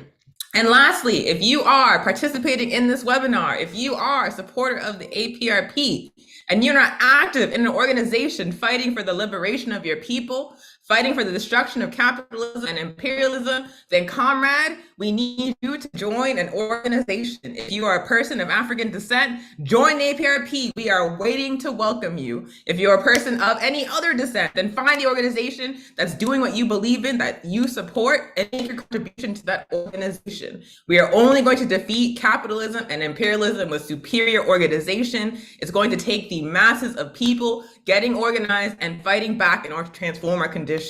This system cannot save us. The system is taking us right to destruction. So if you don't want to go down while the earth falls thanks to destruction from capitalism, then you need to get in the struggle by joining an organization. So thank y'all so much. We're going to play some music and put up a flyer while we close out, and enjoy the rest of your days.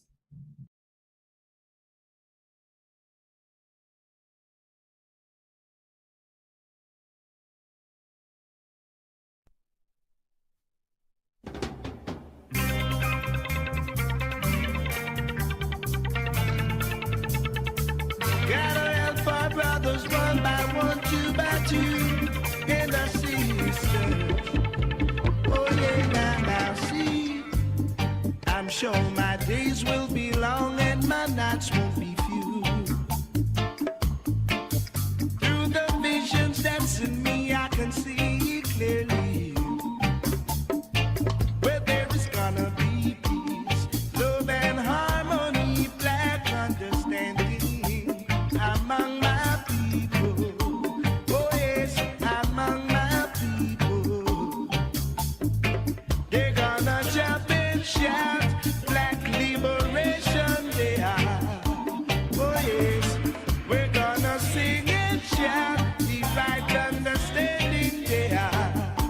Oh yes, we're gonna jump and shout, black liberation they are. Oh yes, we're gonna sing and shout, the right understanding they are. Oh yes, men and people will try to cut it down, trying their very best to rearrange you. But no matter what they do, they won't conquer you, matter what they do. Oh no, we're gonna free our brother. We're gonna free our brother. We're gonna help our brother. We're gonna love our sisters. Then we're gonna jump and shout, black liberation they are. Oh yes, we're gonna sing and shout, the right understanding they are. Oh yes, we're gonna jump and shout, black liberation they are. Oh yes, we're gonna sing and shout, the right understanding they are. Oh yeah, oh yeah.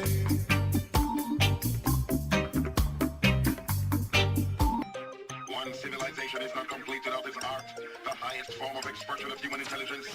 You have become complacent, sitting down and allowing the other nations to run away with everything. You have become a bunch of consumers. You are creators. Rise up, mighty people, accomplish what you will. Without confidence, you're twice defeated in the race of life. They took away the voices that gave the people pride. Now we're plunging into darkness. We all have to play our part, make a bold start. Every distract and every artist. Media houses we notice, still have support the slackness of so much alcohol in our parties. While the girls are broke out of this upper, but she drink, knock her out. Now she no care with them crop her up. It's times like these, I'm missing our heroes. Times like these, I really wish they were around. Shouldn't have to be like this. Marcus Garvey, we know say you try your best, but we have figured out the rest. They braid up the shot at them, now we have a lot of them. Press up, back up, now the grave them a go back at them. Them rock the national bird wing. Sell we out clean, me not think we own a damn thing. Jam rock, why we giving in to the trick where them a trick we from the beginning. Parents you need to wake up from this slumber, release with children, blood them is running. It's times like these, I'm missing our heroes. Times like these, I really wish they were around. Shouldn't have to be like this. Bad Marley, we know you never die in vain. We gonna rise again. Hey, Big boys. Yeah, what's wrong with this African boys? Troublemaker don't come. Is it though? It's true now. You're not really Jamaican or Bayesian. I don't even know why some people call themselves African American. It's either you're one or the other. I know, I'm from London. Stop for me. You're not English. Well, even if you're from Dominican Republic, somebody brought you there. As long as you got black in your skin, say it loud. Say it proud. You are Africans. We are Africans. Louder. We are Africans. Louder. We are Africans. Come on, Africans. Yeah. We are Africans. I can't hear you. We are Africans. Louder. We are Africans. Come on, Africans.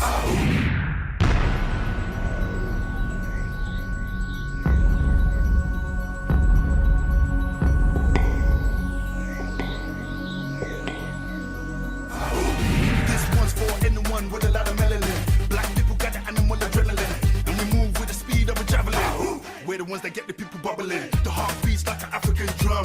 We got rhythm from when we're born. It's not where you are, it's about where you're from. Stop acting dumb, when you gonna learn? If you look back in history, you will find many just like me. Sold for money through slavery, taken to a place in the Caribbean seas. The game is to conquer, divide and rule, and make us feel black and beautiful. We read the books, we know the truth. Anybody black comes from the same roots.